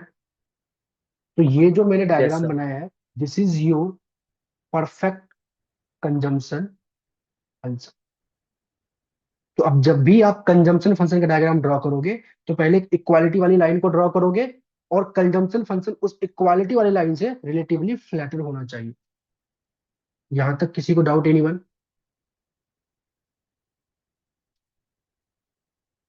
मैथमेटिकल टर्म्स में देखो क्या होता है, प्रांशी आप ध्यान से समझो। यहाँ पे देखो, मैथमेटिकल टर्म्स में आपको ये चीज पता है कि जो आपके पास कंजम्पशन फंक्शन है, इस कंजम्पशन फंक्शन का स्लोप है सी प्राइम, और सी प्राइम की जो रेंज होती है वो 0 से लेके 1 होती है। तो कंजम्पशन फंक्शन का जो स्लोप होगा वो 1 से छोटा होगा, और y इक्वल टू एक्स का जो स्लोप है वो 1 है। तो आपने क्या किया, एक y इक्वल टू एक्स का रैंडम डायग्राम बना लिया, और अब इस रैंडम डायग्राम को देखते हुए आप जब कंजम्पशन फंक्शन का डायग्राम ड्रॉ करोगे, तो ये वाले डायग्राम से, मतलब y इक्वल टू एक्स वाले डायग्राम से रिलेटिवली फ्लैटर ड्रॉ करोगे, सो डैट कि आप ये वाला कंडीशन को फुलफिल कर सको। क्लियर? Yes sir. सबको समझ में आया? कोई है ऐसा जिसको अभी भी डाउट है इसमें? इस कंजम्पशन डायग्राम में किसी को डाउट है? एनीवन? चल, डाउट नहीं है तो बहुत बढ़िया है, मतलब सबको समझ में आया। ओके। सो इसके बाद आ, आगे मैं थोड़ा सा इसको और आगे बढ़ाता हूँ। सो हमने क्या देखा कि टू सेक्टर इकोनॉमी मॉडल में एक हमारे पास हाउस होल्ड सेक्टर था, और हाउस होल्ड सेक्टर क्या करता है, तो कंजम्पशन एक्सपेंडिचर करता है। और कंजम्पशन एक्सपेंडिचर में दो टर्म्स थे, एक ऑटोनोमस कंजम्पशन, एक इंड्यूस्ड कंजम्पशन। और ऑटोनोमस और इंड्यूस्ड को मिला के हमारे पास एक कंजम्पशन फंक्शन बना, जो कि क्या था, सी बार प्लस में सी प्राइम वाई। और इस कंजम्पशन फंक्शन का स्लोप है सी प्राइम, और इसका डायग्राम है कुछ इस तरीके से। डायग्राम ड्रॉ करना भी हम लोगों ने सीख लिया। अच्छा, एक चीज मैं और आपको बता देता हूँ। इसी ऑटोनोमस टर्म को हम लोग मैक्रो इकोनॉमिक्स में, आगे कई सारे टर्म्स में आप जब पढ़ोगे आगे, तो इसको हम लोग एक्सोजीनियस भी कहते हैं। एक्सोजीनियस, जो कि वेरिएबल से फ्री होता है। और इस इंड्यूस्ड को हम लोग एंडोजीनियस कहते हैं। एंडोजीनियस, तो एक नाम है एक्सोजीनियस एंड एंडोजीनियस। चलिए, अब आगे देखते हैं। अब आते हैं सेकेंड टर्म। बोला टू सेक्टर इकोनॉमिक मॉडल में एक टर्म आपने देखा क्या, तो कंजम्पशन हाउस होल्ड सेक्टर, और हाउस होल्ड सेक्टर क्या करता था, कंजम्पशन एक्सपेंडिचर। एक टर्म हमारे पास है बिजनेस सेक्टर। और जब बिजनेस सेक्टर से बात की जाए, तो बिजनेस सेक्टर क्या करता है, ये करता है इन्वेस्टमेंट एक्सपेंडिचर। इन्वेस्टमेंट एक्सपेंडिचर, जिसको कि आप रिप्रेजेंट करोगे आई से। और आपके सिलेबस में क्लिनिशियन कहता है जो इन्वेस्टमेंट है वो ऑटोनोमस है। ऑटोनोमस है तो कहने का मतलब क्या है, जो आपका ये इन्वेस्टमेंट है, this is not a function of income. ये इनकम पे डिपेंड नहीं करता, आउटपुट पे डिपेंड नहीं करता। क्लियर है? Yes, sir. अगर मैं इसको ड्रॉ करूंगा, तो अब जब मैं इसको ड्रॉ करूंगा, अगर मैं यहाँ पे रखता हूँ कि लेटर सपोज ये मेरे पास है आउटपुट, और यू कैन से इनकम, और ये मेरे पास है इन्वेस्टमेंट। तो सिंस इन्वेस्टमेंट इज ऑटोनोमस, तो मैं यहाँ से डायरेक्टली एक parallel to X axis line draw कर दूंगा। This is your investment function का डायग्राम। क्लियर है सभी को? Yes, sir. बिजनेस सेक्टर के इन्वेस्टमेंट एक्सपेंडिचर में किसी को कोई डाउट ही नहीं मान? देखो, समझ नहीं आ रहा है, अगर कहीं पे डाउट हो तो पूछो। चुप रहोगे तो फिर फायदा नहीं है। अगर डाउट अगर आपको निकलता है तो मैं उसको और अच्छे तरीके से समझाऊंगा, अलग तरीके से समझाऊंगा, लेकिन पूछो चीजों को अगर डाउट है तो। नहीं, डाउट नहीं तब तो बढ़िया है। कोई है ऐसा जिसको डाउट हो इस डायग्राम पे? सबको पता है, समझ में आ रहा है? चलिए, तो अगर सबको समझ में आ रहा है, तो अब ध्यान से देखते हैं। तो हम लोगों ने क्या स्टार्ट किया था, two sector economy model. Two sector economy model, ये हम लोगों ने स्टार्ट किया था। टू सेक्टर इकोनॉमी मॉडल में हम लोगों ने बोला कि एक हमारे पास था कौन, हाउस होल्ड सेक्टर। एक हमारे पास कौन था, बिजनेस सेक्टर। फिर हमने क्या देखा, जो हाउस होल्ड सेक्टर है वो क्या करता है, तो वो करता है कंजम्पशन एक्सपेंडिचर। जो बिजनेस सेक्टर है वो क्या करता है, ये करता है इन्वेस्टमेंट एक्सपेंडिचर। अब मैंने बोला जो कंजम्पशन एक्सपेंडिचर है वो कैसे हो रहा है, तो ये बोलता है कि C is the function of C bar plus में सी प्राइम वाई, मतलब कंजम्पशन एक्सपेंडिचर कुछ इस तरीके से होता है, एक ऑटोनॉमस और एक इंड्यूस्ड। इन्वेस्टमेंट एक्सपेंडिचर की जब बात करें हम लोग, तो इन्वेस्टमेंट बोलता है यहाँ पे इनिशियल कि ये ऑटोनॉमस होता है आई बार। तो अगर देखा जाए तो टू सेक्टर इकोनॉमी मॉडल में जब मैं कंजम्पशन एक्सपेंडिचर जो कि हाउस होल्ड के द्वारा किया गया है, प्लस जब मैं इन्वेस्टमेंट एक्सपेंडिचर जो कि बिजनेस सेक्टर के द्वारा किया गया है, इन दोनों को ऐड कर दूं, तो यहां से हमारे पास आता है एग्रीगेट एक्सपेंडिचर। मतलब टू सेक्टर इकोनॉमी मॉडल में जितने भी कंपोनेंट्स हैं, जितने भी लोग हैं, उन सबके द्वारा जो एक्सपेंडिचर किया गया है वो मैं यहाँ पे लिखा हूँ एग्रीगेट एक्सपेंडिचर, कि हाउस होल्ड के द्वारा कंजम्पशन एक्सपेंडिचर किया गया, बिजनेस सेक्टर वालों के द्वारा इन्वेस्टमेंट एक्सपेंडिचर किया गया है। इसी सी प्लस आई को आप क्लास 12th में एडी लिख देते थे, एडी। आपको कई सारे बुक में सी प्लस आई बराबर एडी दिखेगा, बट वो एडी अगर आप लिखोगे तो कटे गलत नहीं होगा, लेकिन आगे चल के एडी का कुछ और मतलब होता है, तो फिर वहां पे आप कंफ्यूज हो जाओगे। तो आपको क्या ध्यान के चलना है, C plus I is nothing but AE, aggregate expenditure. Clear है यहाँ तक, कोई डाउट एनीवन? No sir. चलिए, अब इस एई को जब मैं थोड़ा सॉल्व करता हूँ, तो एग्रीगेट एक्सपेंडिचर आपका क्या होगा, सी, सी क्या था, सी बार प्लस में C prime Y, this is your consumption expenditure. I, I क्या था, इन्वेस्टमेंट एक्सपेंडिचर, जिसको कि किनिशन ने बोला ये अज्यूम करो ऑटोनोमस है। तो ए ई इज इक्वल टू, मैंने ऑटोनोमस कंपोनेंट को एक साथ रखा सी बार प्लस आई बार, और इंड्यूस्ड कंपोनेंट को एक साथ रखा, मतलब only C prime Y. So aggregate expenditure is equal to C bar plus I bar को मैं एक नाम दे देता हूं A bar, this is your autonomous component, plus C prime Y, जैसा का तैसा मैंने रहने दिया। तो अब जो आपके पास आया है, this is your aggregate expenditure equation, जहां पे वेयर जो आपका ए बार है, this is nothing but a C bar plus में आई बार, एंड जो आपका सी प्राइम है, this is nothing but a slope of aggregate expenditure. क्योंकि जब आप इस ए को भी डिफरेंशिएट करोगे विथ रिस्पेक्ट टू वाई, तब भी आपके पास क्या आएगा, सी प्राइम ही आएगा। इससे हम लोग क्या कह सकते हैं कि जो सी प्राइम है वो आपके कंजम्पशन फंक्शन का भी स्लोप था, वो आपके एग्रीगेट एक्सपेंडिचर का भी स्लोप है। ये क्लियर है सर सभी एक को? बारी फिर से क्लियर करिए। दिवाला करते हैं, हमने बोला यहाँ पे जो आपका ये ए बार है, this is nothing but a C bar plus में आई बार, मतलब आपके पास जितने भी ऑटोनोमस कंपोनेंट थे उसको आपने एक नाम दे दिया ए बार, और जो यहाँ पे सी प्राइम है वो आपका स्लोप ऑफ ए ही है। जब आप इसको भी कंपेयर करोगे y equal to M X plus C से, तो यहाँ पे भी m का काम सी प्राइम कर रहा है। या फिर आप इसको सर अगर यहाँ पे डिफरेंस, ए कांस्टेंट क्यों है, लाइक ए के ऊपर क्योंकि बार ये क्यों है? हाँ, ये क्योंकि वो ऑटोनोमस कंपोनेंट है जो आपके इनकम को रिलेट नहीं करता, इनकम से फ्री है। आपके इस इक्वेशन में दो वेरिएबल है, एक तो ए और एक वाई आउटपुट। तो यहाँ पे जो ये ए बार है ये इनकम से फ्री है। ऑटोनोमस का मतलब ही होता है assume to be a fixed number. Clear? Yes sir. Okay, मतलब ये ए बार आपके इनकम के चेंज होने की वजह से चेंज नहीं हुई, ये जो जो अमाउंट गिवन है वो वैसा का वैसा रहे। थोड़ा और समझाओ ना, तो लेटर सपोज आपके पास एक y is equal to 2 + 3x है, तो यहाँ पे ये 2 ऑटोनोमस कंपोनेंट का काम कर रहा है। क्या x में चेंज होने की वजह से क्या इस 2 पे कोई फर्क पड़ेगा? नहीं पड़ेगा। ओके, और जब मैं इस लाइन का स्लोप निकालूं, इस लाइन का स्लोप क्या आएगा, इस x का कॉफिशिएंट। सिमिलरली जब मैं इसका स्लोप निकालूं तो क्या आएगा, इस y के साथ जो कॉफिशिएंट है सी प्राइम वो। क्लियर है? Yes sir. यस। तो क्लियर हो गया। तो कहने का मतलब ये है कि सी प्राइम आपका कंजम्पशन का भी था slope, as well as aggregate expenditure का भी था स्लोप। अब इसी एग्रीगेट एक्सपेंडिचर को अगर मैं ड्रॉ करूं, तो क्या मैं इस तरीके से ड्रॉ कर सकता हूं,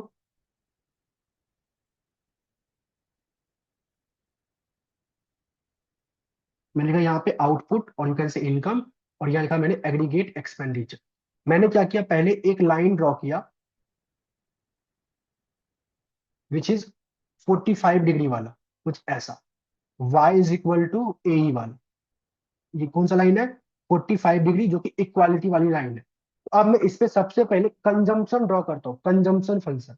कंजम्पशन फंक्शन क्या होगा, सी बार, मतलब at zero level of income पे कुछ ना कुछ आप ऑटोनोमस कंजम्पशन कर रहे होंगे, और यहां से आप एक स्ट्रेट लाइन ड्रॉ करोगे जो कि इस ऊपर वाले लाइन से, तो y इक्वल टू ए वाली लाइन से रिलेटिवली फ्लैटर होना चाहिए। तो this is your what, consumption expenditure, C bar plus में सी प्राइम वाई। ये अभी करके आए हैं, क्लियर है? Yes sir.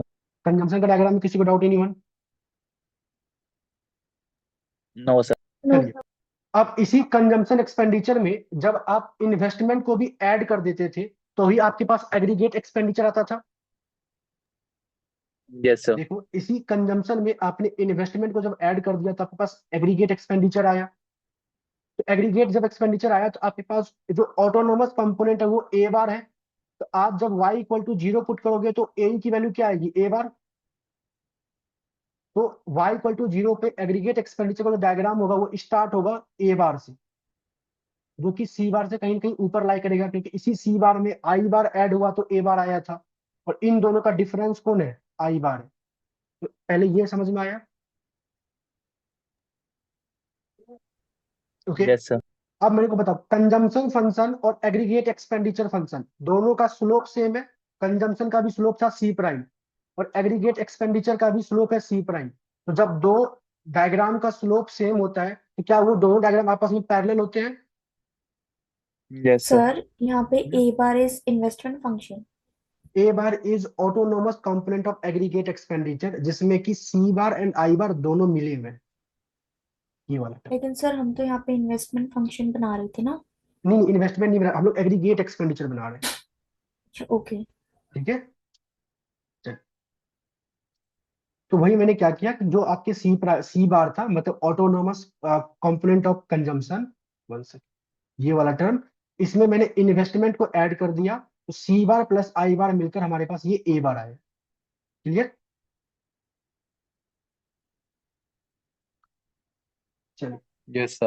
अब ध्यान सकते हैं मैंने क्या बोला, कंजम्पशन एक्सपेंडिचर का स्लोप एंड एग्रीगेट एक्सपेंडिचर का स्लोप दोनों सेम है, सी प्राइम है।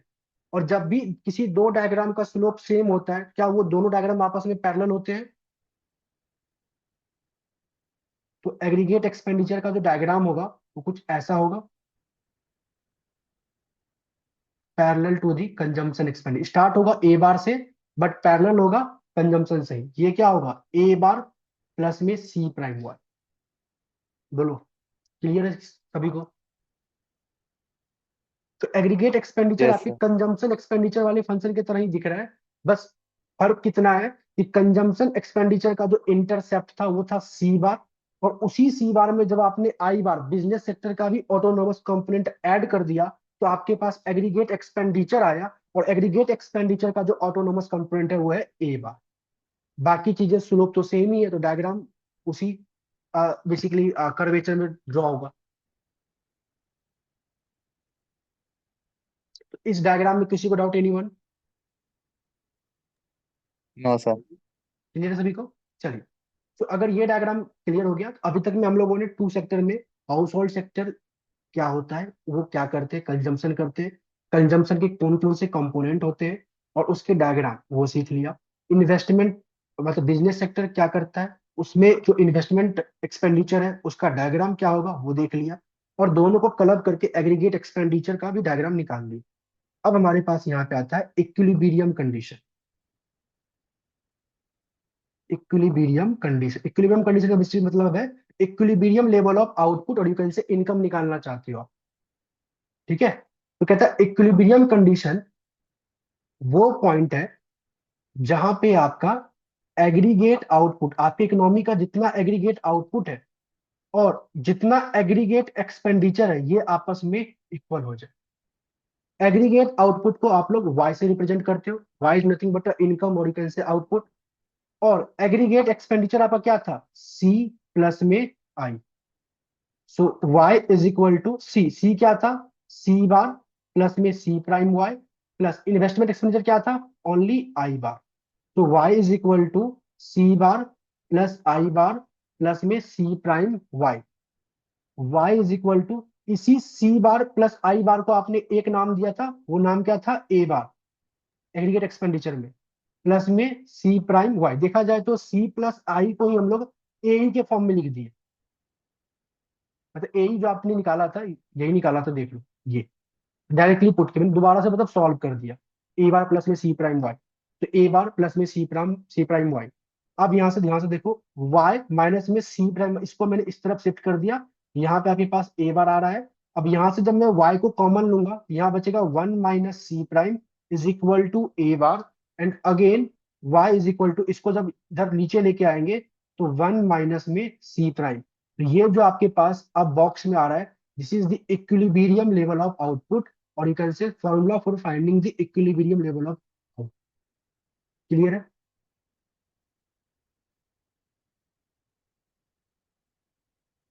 इसमें किसी को doubt anyone?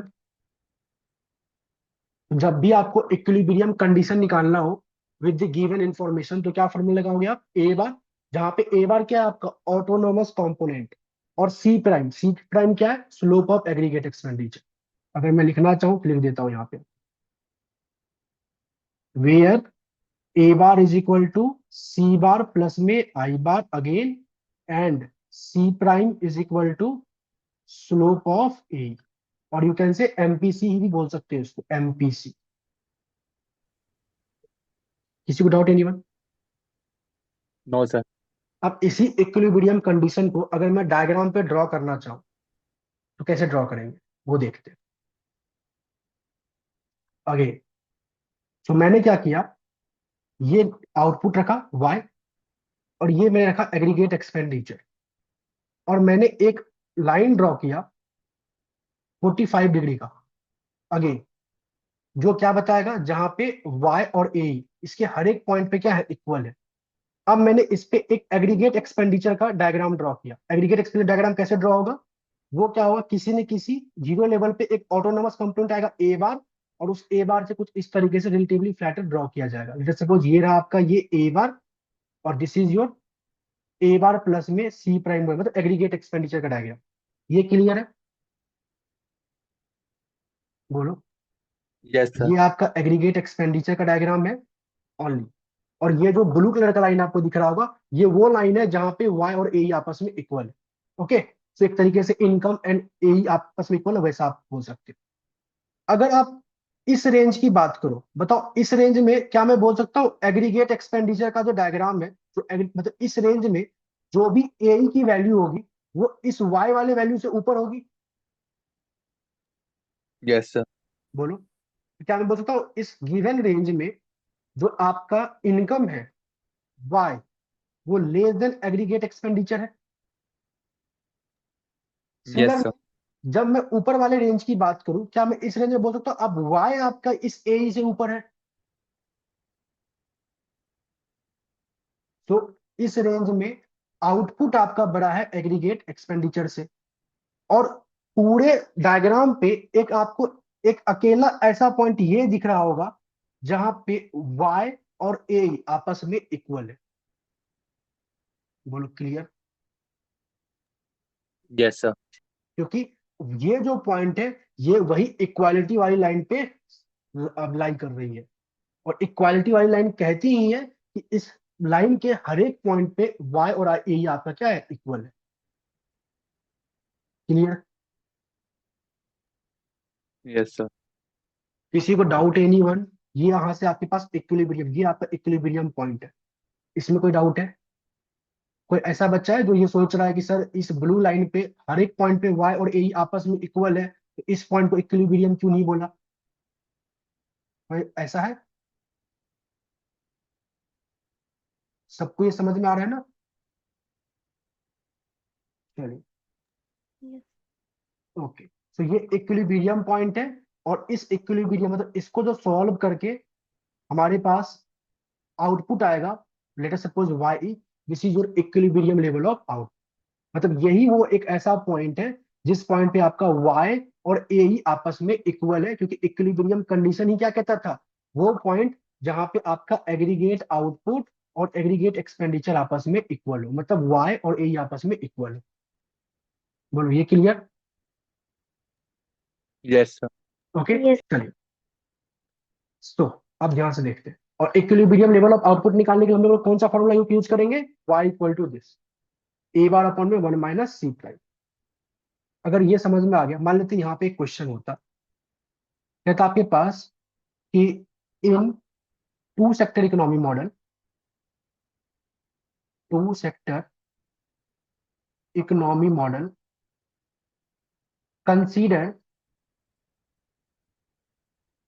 Consumption function C is equal to 100 plus में 0.5y and investment function I bar is equal to 500। पहले पार्ट में बोल रहा आपको कैलकुलेट करो equilibrium level of output, equilibrium level of output, ये बोला कैलकुलेट करने के लिए। तो बताओ इक्विलिब्रियम लेवल ऑफ आउटपुट को कैलकुलेट करने के लिए हम लोग कौन सा फॉर्मूला को यूज करते हैं? हमारे पास गिवन क्या है? हमारे पास गिवन एक कंजम्पशन फंक्शन जो कि है 100 प्लस में 0.5y और एक है इन्वेस्टमेंट, ऑटोनोमस इन्वेस्टमेंट जो कि है 500, और हमें निकालना है इक्विलिब्रियम लेवल ऑफ आउटपुट। और इक्विलिब्रियम लेवल ऑफ आउटपुट क्या होता है? y is equal to a bar plus prime C plus by. a bar upon में 1 minus c prime. This is your equilibrium condition. Yes okay, अब मेरे को कोई बताएगा गिवन इंफॉर्मेशन में a बार मेरा क्या है? सर 100 100 100 और सर बस और prime C 0.5। a bar only 100 है। 500 जी है। सर हाँ, 100 plus 500 600। 100 plus 500, this is your c bar, this is your i bar, और इन दोनों को ऐड करोगे तो आपके पास आएगा a बार, और होल अपॉन में 1 माइनस c प्राइम क्या है? ये 0.5, यहाँ लिखोगे आप 0.5। तो यहाँ से आपके पास जो आंसर आएगा वो आएगा आपके पास 1200। This is your answer. Clear है?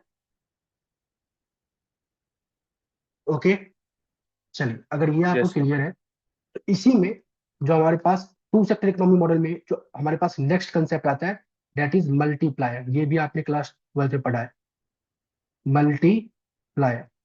मल्टीप्लायर का बेसिकली मतलब क्या होता है? Change in equilibrium level of income, level of income due to change in change in investment. not investment, due to change in autonomous component, autonomous component of aggregate expenditure। so aggregate expenditure के जो autonomous component है जो कि investment भी है as well as autonomous consumption भी है, तो सी बार एंड आई बार के चेंज होने के वजह से जो आपके इक्विलिब्रियम लेवल ऑफ इनकम में चेंज आएगा उसी को हम लोग बोलते हैं मल्टीप्लायर।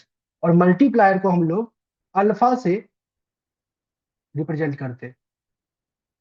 क्लियर है? So according to this definition, क्या मैं अल्फा को, मल्टीप्लायर को ये लिख सकता हूँ? Change in equilibrium level of income due to change in A bar. और इसी चीज को आपने क्लास 12 में पढ़ा होगा, alpha is equal to 1 upon में 1 माइनस सी प्राइम। ये दोनों इक्वली सेम ही चीज है। कैसे सेम है? ध्यान से देखो, आपके पास इक्विलिब्रियम लेवल ऑफ इनकम का फॉर्मूला क्या आया था? y is equal to A bar upon में 1 माइनस अल्फा, सॉरी अल्फा नहीं, C prime, 1 minus C prime. और मल्टीप्लायर को आप क्या बोलते हो? Multiplier is nothing but a change in income due to change in A bar. क्या मैं बोल सकता हूँ ये एक तरीके से यही हो रहा है, आप डिफरेंशिएट कर रहे हो इनकम को, मतलब ऊपर वाले फंक्शन को, both side with respect to A bar. तो आपके पास चेंज इन वाई अपॉन में चेंज इन ए बार आएगा। ऊपर वाले फंक्शन को जब डिफरेंशिएट करोगे क्या ये 1 अपॉन में 1 माइनस सी प्राइम आएगा? या चेंज इन वाई अपॉन में चेंज इन ए बार को तो आपने अल्फा बोला था। बोलो क्लियर है? यही चीज आपने यस सर। क्लास 12 में पढ़कर आप आए हो, उसी चीज का आप अब with the help of derivative proof देख रहे हो। ओके, अब जो ये अल्फा है, ये इसकी जो भी वैल्यू आएगी ये आपको क्या बता, लेट सपोज ये अल्फा की वैल्यू 2 आती है तो इसको हम लोग लिखते हैं 2 टाइम्स।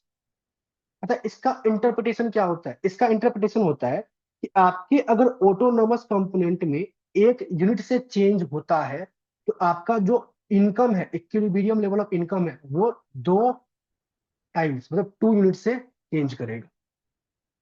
क्लियर है? Yes sir. इंटरप्रिटेशन समझ में आया? जैसे एग्जांपल हम लोग देखते हैं, लेट अस सपोज जो हमारे पास ये एबव क्वेश्चन था ऊपर वाला, इस वाले सेक्टर में, तो यहीं पे एक एक्स्ट्रा क्वेश्चन में कर रहा हूं। इन दी एबव क्वेश्चन, अब एग्जाम में कहता है इफ देयर इज, या इफ न्यू इन्वेस्टमेंट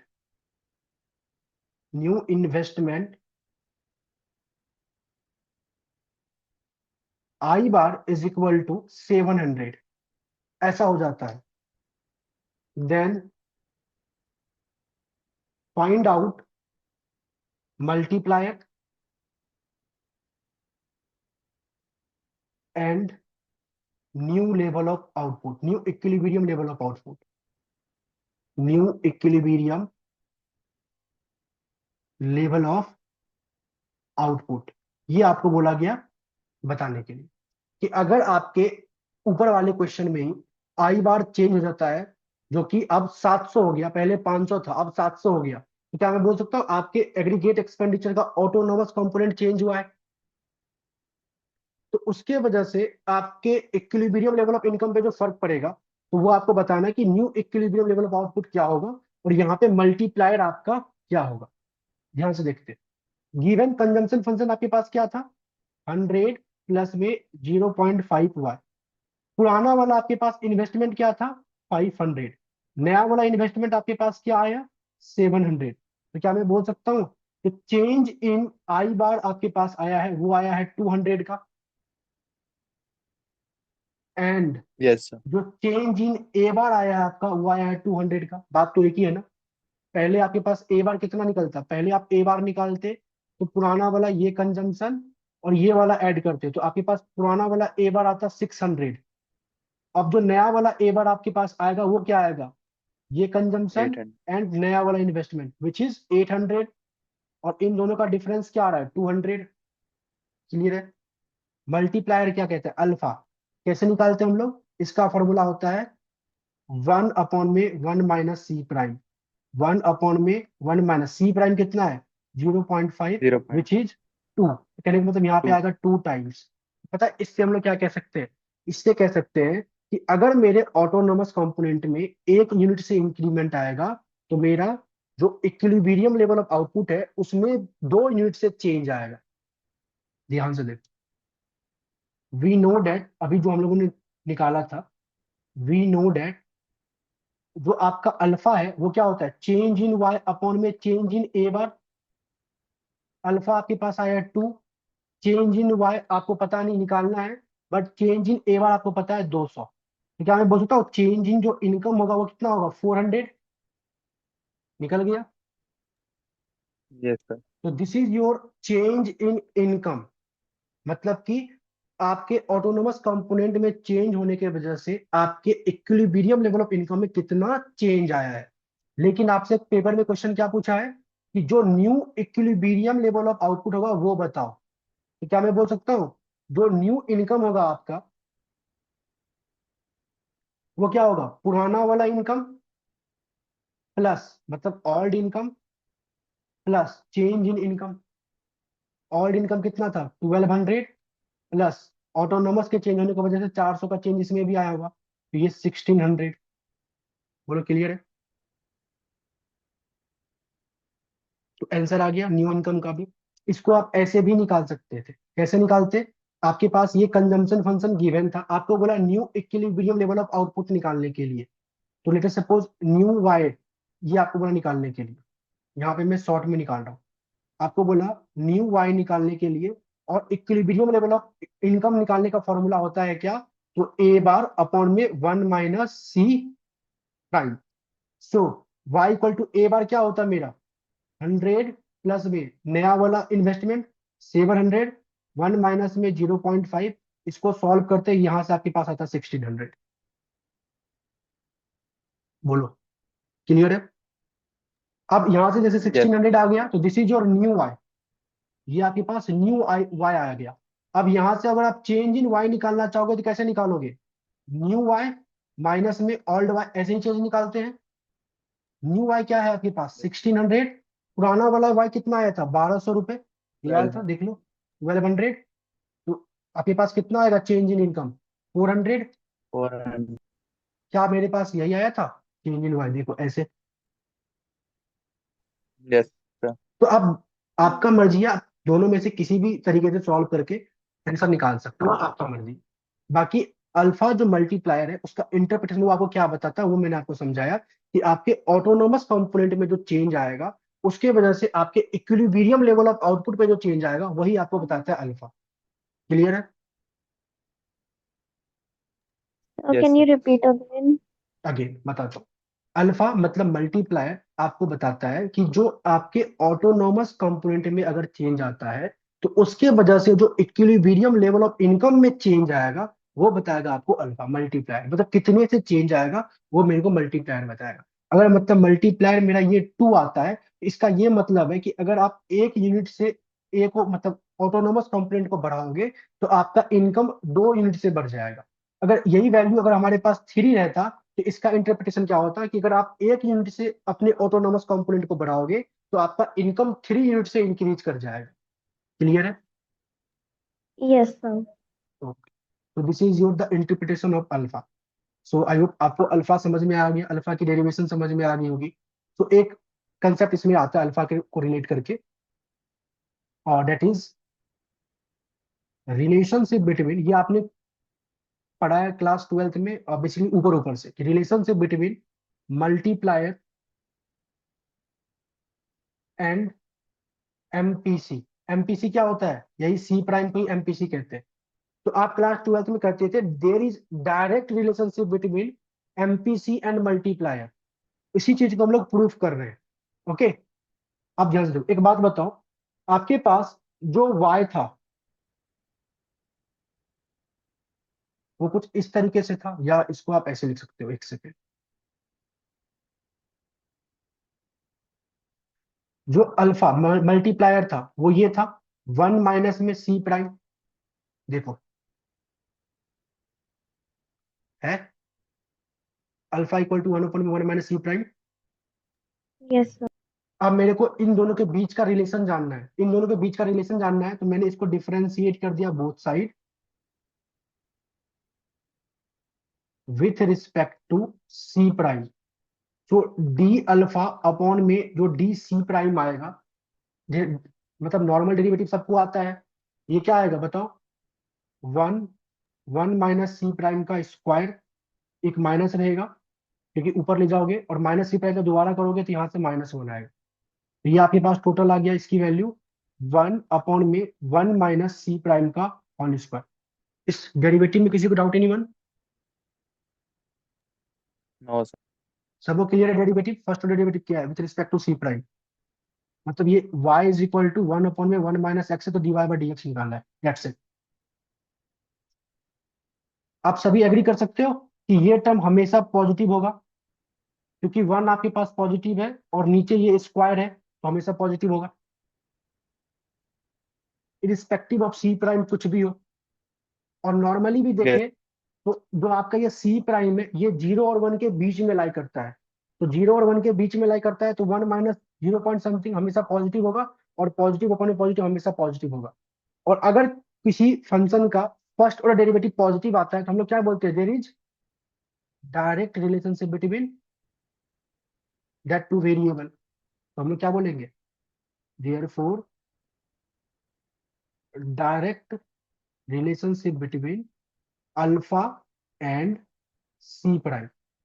अब ये जो डायरेक्ट रिलेशनशिप आया है, ये जो आपके पास आया है अल्फा एंड सी प्राइम, इसका क्या मतलब है? इसका ये मतलब है कि जो अल्फा की वैल्यू होगी वो सी प्राइम पे डिपेंड करता है। सी प्राइम आपका जितना बड़ा होगा अल्फा आपका उतना बड़ा आएगा, और अल्फा आपका जितना बड़ा होगा उतना आपका change in equilibrium level of income बढ़ेगा। अगर यहाँ पे जैसे अल्फा मेरे पास 2 आया था, यहाँ पे देखो अल्फा मेरे पास 2 टाइम्स था, तो मेरे पास जो चेंज इन इनकम था वो क्या हुआ था? 200 से 400 हो गया था ना। Autonomous sir. कंपोनेंट के 200 के चेंज होने की वजह से 400 हो गया था। वही अगर अल्फा मेरा यहाँ पे 2 ना होके 3 रहता और ऑटोनोमस कंपोनेंट 200 से बढ़ता, तो मेरा इनकम कितने से बढ़ जाता? 200 इंटू 3, 600 से बढ़ता है ना। तो अल्फा यस मेरा जितना बड़ा होगा उतना ज्यादा मेरा इनकम में चेंज आएगा। और अल्फा मेरा जितना बड़ा होगा वो डिपेंड करता है किस पे? सी प्राइम पे। तो सी प्राइम जितना बड़ा होगा उतना बड़ा होगा अल्फा, और अल्फा जितना बड़ा होगा उतना आपका क्या होगा? इनकम में चेंज आएगा। तो क्या मैं ऐसा बोल सकता हूँ, सी प्राइम जितना बड़ा होगा ऑटोनोमस कंपोनेंट के चेंज होने के वजह से इनकम में जो चेंज आएगा वो भी बहुत ज्यादा होगा? बोलो। Yes, sir. दोबारा मैं रिपीट कर रहा हूँ, सी प्राइम जितना बड़ा होगा उतना आपका अल्फा बड़ा होगा, और अल्फा जितना बड़ा होगा इनकम में उतना ज्यादा चेंज आएगा। तो सी प्राइम जितना बड़ा होगा इनकम में उतना ज्यादा चेंज आएगा। अगर मैं बोलता हूँ एक सी प्राइम मेरे पास 0.5 है और एक सी प्राइम मेरे पास 0.6 है, तो यहाँ पे जो चेंज इन इनकम होगा और यहाँ पे जो चेंज इन इनकम होगा, तो नीचे वाला चेंज इन इनकम ऊपर वाले से ज्यादा बड़ा होगा, क्योंकि सी प्राइम यहाँ पे ज्यादा है। ये क्लियर है? Yes, sir. इसमें किसी को doubt? Anyone? No sir. Okay. अगर डाउट नहीं है, पता है, इस चीज को हम लोग एक तरीके से और देख सकते हैं, डायग्राम के तरीके से भी देख सकते हैं। देखो डायग्राम समझो, डायग्राम समझ जाओगे मजा आ जाएगा। देखो डायग्राम में बना रहा हूँ। मैंने लिखा, ये लिखा output equilibrium level of income, और ये मैंने लिखा एग्रीगेट एक्सपेंडिचर। ओके। अब मेरे पास एक आया है, ये कौन सा लाइन है? ये बताएगा? Sir, income. y equal to A वाला, जहां पे आपस में ये इक्वल होते हैं। ठीक है। मैंने बोला कि आपके पास ना एक एग्रीगेट एक्सपेंडिचर है और कुछ इस तरीके से एक एग्रीगेट एक्सपेंडिचर है A E naught, which is A bar plus में सी प्राइम नॉट वाई, ऐसा लिखा है। या फिर इसको ऐसा भी लिख सकते हो, यहाँ पे आप ई नॉट को हटा के ओनली सी प्राइम नॉट लिख लो। और एक और मैंने लिखा यहाँ पे नॉट, एक और एग्रीगेट एक्सपेंडिचर है ए ई वन, जो कि क्या है? ए बार प्लस में सी प्राइम वन वाई। बताओ इन दोनों एग्रीगेट एक्सपेंडिचर में डिफरेंस किस चीज का है? इस सी प्राइम का। Yes, sir. यस तो अगर मैं इन दोनों इक्वेशन को प्लॉट करना चाहूं ऊपर वाले डायग्राम में, तो पहले वाले को मैं प्लॉट करता हूं, तो बताओ पहले वाले में जब y की वैल्यू 0 होगी तो ए ई नॉट की वैल्यू क्या होगी? ए बार। A bar. चलो, तो पहले वाले को मैं प्लॉट कर रहा हूं, और मैंने बोला पहले वाले में कि जब y की वैल्यू 0 होगी तो इसकी वैल्यू होगी ए बार। लेट अस सपोज वो ए बार ये है। क्लियर है? दूसरे वाले क्वेश्चन में बताओ जब y की वैल्यू 0 होगी तो ए ई वन की वैल्यू क्या होगी? A bar. A bar. तो क्या मैं बोल सकता हूँ दोनों ही एग्रीगेट एक्सपेंडिचर फंक्शन ए बार से स्टार्ट होगा, मतलब इंटरसेप्ट उन दोनों का ए बार ही होगा? Yes, sir. आप ध्यान से देख। अब मैंने बोला इन दोनों में डिफरेंस ये है सर कि जो मुझे कंफ्यूजन हो रही है। ओके सर हमारा अगर y जीरो होगा तो c प्राइम नहीं होगा हमारा? y 0 होगा तो ये पूरा का पूरा टर्म 0 हो जाएगा ना, तो ओनली सॉरी ये सॉरी। ए बार बचेगा। सिमिलरली यहाँ पे जब y की वैल्यू 0 पुट करोगे तो ये पूरा का पूरा टर्म 0 हो जाएगा। बचेगा क्या? ओनली ए बार। कुछ ऐसा है। एक मैंने लिखा y इक्वल टू 2 प्लस में 0.5x, और एक मैंने फंक्शन लिखा y इक्वल टू 2 प्लस में 0.6x। अब मैं बोल रहा हूँ कि x की वैल्यू 0 है, एट x इक्वल टू 0, क्या ऊपर में भी y इक्वल टू 2 और नीचे में भी y इक्वल टू 2 ही तो आएगा? Yes sir. क्लियर? आप समझ में आया? हाँ अब आ गया आ गया। हाँ, चलो वेरी गुड। अब ये समझ में आया। ध्यान से देख, इसको रिमूव करते हैं। अब ये तो समझ में आ गया, लेकिन जब मैं ये देखता हूं कि इन दोनों में डिफरेंस क्या है, इन दोनों में डिफरेंस सिर्फ और सिर्फ इसका है। ऊपर वाले एग्रीगेट एक्सपेंडिचर में सी नॉट है और नीचे वाले में सी प्राइम वन है, मतलब सी प्राइम नॉट है, नीचे वाले में सी प्राइम वन है। और मैंने लिखा कि सी प्राइम वन जो है वो बड़ा है सी प्राइम नॉट से, तो क्या मैं ऐसा बोल सकता हूँ कि नीचे वाले का जो स्लोप होगा वो ऊपर वाले के स्लोप से ज्यादा बड़ा होगा? यस मतलब एक है y इक्वल टू 2 प्लस में 0.5x, एक है y इक्वल टू 2 प्लस में 0.6x। दोनों इक्वेशन में क्या मैं बोल सकता हूँ खाली यही 0.5 एंड 0.6 का डिफरेंस है, बाकी सब सेम है। जब मैं ऊपर वाले का स्लोप निकालूंगा तो ये स्लोप देगा मेरे को 0.5, जब मैं नीचे वाले का स्लोप निकालूंगा तो ये देगा मेरे को 0.6। तो ये दोनों के दोनों लाइन आपके 2 से तो स्टार्ट होंगे, लेकिन सिंस ऊपर वाले का स्लोप कम है और नीचे वाले का स्लोप ज्यादा है, तो जिसका स्लोप ज्यादा होता है वो लाइन थोड़ा रिलेटिवली स्टीपर बनेगा, और जिसका स्लोप कम है वो रिलेटिवली फ्लैटर बनेगा।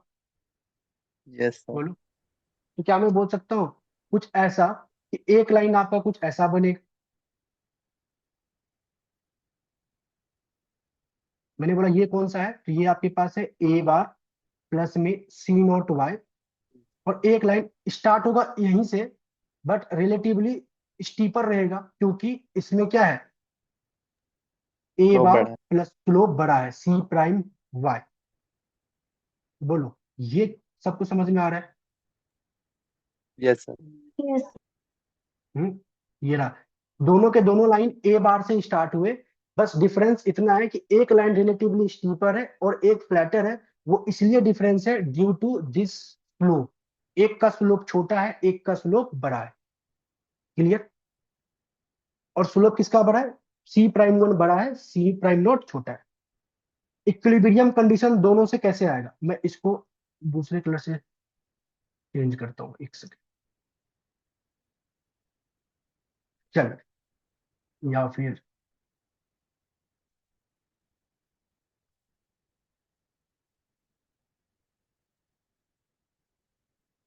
ओके, कोई और कलर ले लेते हैं यार, येलो ले लेते हैं। ठीक, अब ध्यान से, अगर मैं दोनों ही एग्रीगेट एक्सपेंडिचर के क्रॉसपॉन्ड में इक्विलिब्रियम लेवल ऑफ इनकम निकालूं, तो क्या मैं बोल सकता हूँ ए ई नॉट वाला एक्सपेंडिचर यहाँ पे इक्वेट कर रहा है, तो यहाँ से इसका इक्विलिब्रियम लेवल ऑफ इनकम आएगा, और ए ई वन वाला यहाँ पे इक्वेट कर रहा है, इसका इनकम यहाँ से आएगा। यहाँ तक किसी को डाउट ही नहीं बन? No sir no clear? Sir. मैंने बस इन दो इक्वेशन को, equation number one and equation number two को ड्रॉ किया। दोनों इक्वेशन ए बार से स्टार्ट हो रहा है, क्योंकि दोनों के जो इंटरसेप्ट है वो सेम है। डिफरेंस बस इतना है, एक का स्लोप बड़ा है एक का स्लोप छोटा है। तो सी प्राइम वन बड़ा है, तो नीचे वाले का डायग्राम रिलेटिवली स्टीपर बना जो कि येलो कलर का बना है, और सी प्राइम नॉट छोटा है, उसका डायग्राम रिलेटिवली फ्लैटर बना है जो कि रेड कलर का बना है। मतलब देखा जाए तो this is your A E one and this is your A E not. अब मैं बोल रहा हूं कि इन दोनों ही एग्रीगेट एक्सपेंडिचर में चेंज क्या हुआ, तो ए बार में चेंज आया है, चेंज इन ए बार। तो आपका ए बार है वो इंक्रीज कर गया, ऐसा मैं बोल रहा हूँ। ए बार में चेंज आया मतलब इन्वेस्टमेंट मान लेते हैं बढ़ गया, या ऑटोनोमस कंजम्पशन बढ़ गया। तो कहने का मतलब इन दोनों में ये चेंज हुआ है, और चेंज कैसे हुआ है, तो इक्वल अमाउंट से हुआ है। ये जो चेंज हुआ ये इक्वल अमाउंट से हुआ है, समझ रहे हो? तो इक्वल अमाउंट से जो हुआ है, तो अब जब मान लेते हैं कुछ ऐसा, अब ये इक्वेशन कुछ ऐसा है y इक्वल टू 3 प्लस में 0.5x, और ये इक्वेशन कुछ ऐसा है y इक्वल टू 3 प्लस में 0.6x। तो चेंज क्या है, बस ये।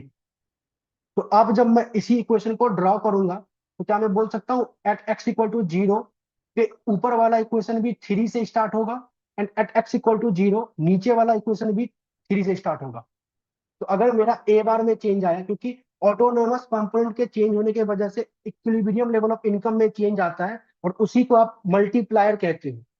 तो ऑटोनोमस कंपोनेंट में आपका चेंज आया यहाँ पे, तो क्या मैं बोल सकता हूँ अब ऑटोनोमस कंपोनेंट में जो चेंज आया है, तो अब जो इंटरसेप्ट बनेगा इन दोनों कर्व का वो कहीं ऊपर बनेगा। मान लेते ये 2 था पहले, अब ये 3 है। बोलो, यस सर।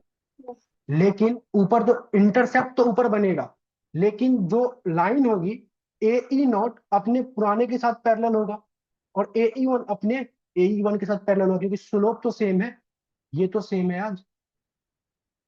Yes sir. मतलब मैं ऐसा बोल रहा हूँ, रेड कलर का लाइन स्टार्ट तो होगा ऊपर से, इस रेड, ये जो रेड कलर का लाइन है वो स्टार्ट तो होगा ऊपर से, बट पैरेलल होगा आपस में अपने लाइन के बराबर। ये दोनों आपस में पैरेलल होंगे। क्या आपको ये लाइन और ये लाइन पैरेलल दिख रहे हैं? यस। ठीक है।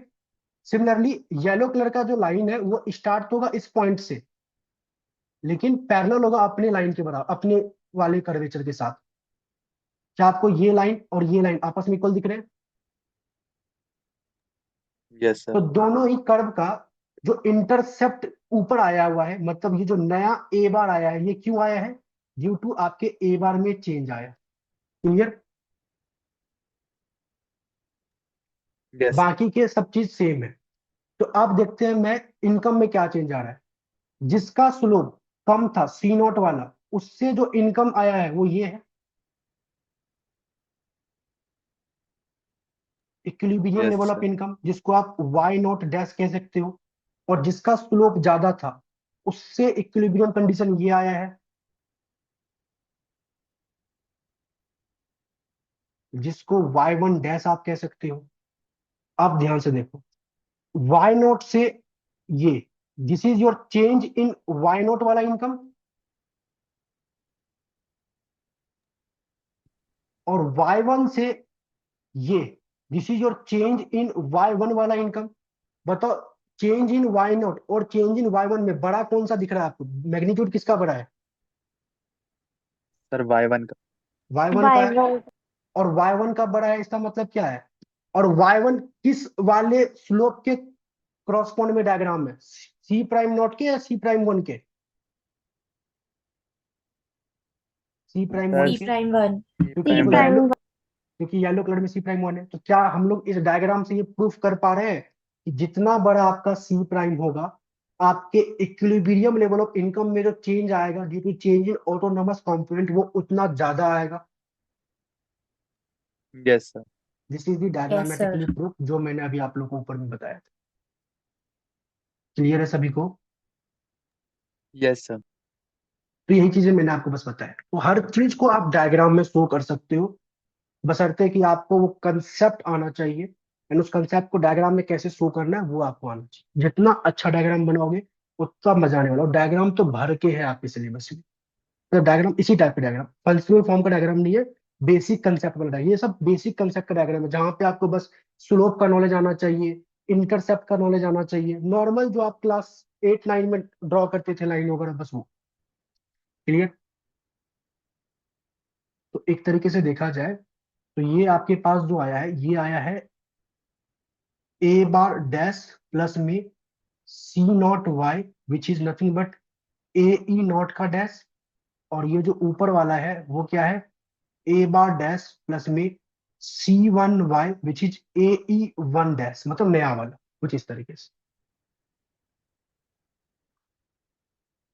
अगर दोनों को देखा जाए तो ये टर्म और ये टर्म आपस में इक्वल है, और ये आपस में कोइंसाइड है। दोनों का मतलब स्लोप सेम है, डिफरेंस बस क्या है? तो इंटरसेप्ट का। क्लियर है यहाँ तक? Yes sir. ओके।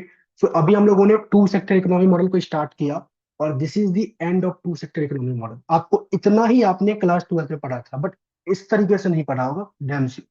आपने बस चीजें सीखी होंगी कि y बराबर सी प्लस आई होता है, वो इक्विलिब्रियम कंडीशन होता है, ये तरीके से, मतलब कंजम्पशन का डायग्राम ऐसे बनाते हैं, इन्वेस्टमेंट ऐसे बनाते हैं, इक्विलिब्रियम निकालना है तो y is equal to C plus I को इक्वेट कर देंगे। आपने यही सब किया होगा क्लास 12 में, बट वो क्यों करेंगे, कैसे कैसे क्या हो रहा है, वो सब आज हम लोगों ने यहाँ पे देखा। क्लियर है? This is all yes about sir. Two sector. Yes, बोलो क्या डाउट नीमन? नहीं अभी नहीं है इसके बाद। हाँ। तो कहने का मतलब यहाँ से आपने क्या देखा कि टू सेक्टर इकोनॉमी मॉडल में क्या सब चीजें होती है, कैसे कैसे टर्म्स हमारे पास आ रहे हैं, और किस तरीके से वो इक्वेट हो रहे हैं। तो मेनली आपको ध्यान रखना है क्या, कि इक्विलिब्रियम कंडीशन कैसे आया, मल्टीप्लायर का काम क्या है, मल्टीप्लायर का फॉर्मूला क्या है। इन्हीं सब चीजों को बेस में लेते हुए हम लोग नेक्स्ट क्लास में थ्री सेक्टर इकोनॉमी मॉडल भी स्टार्ट करेंगे। क्लियर है?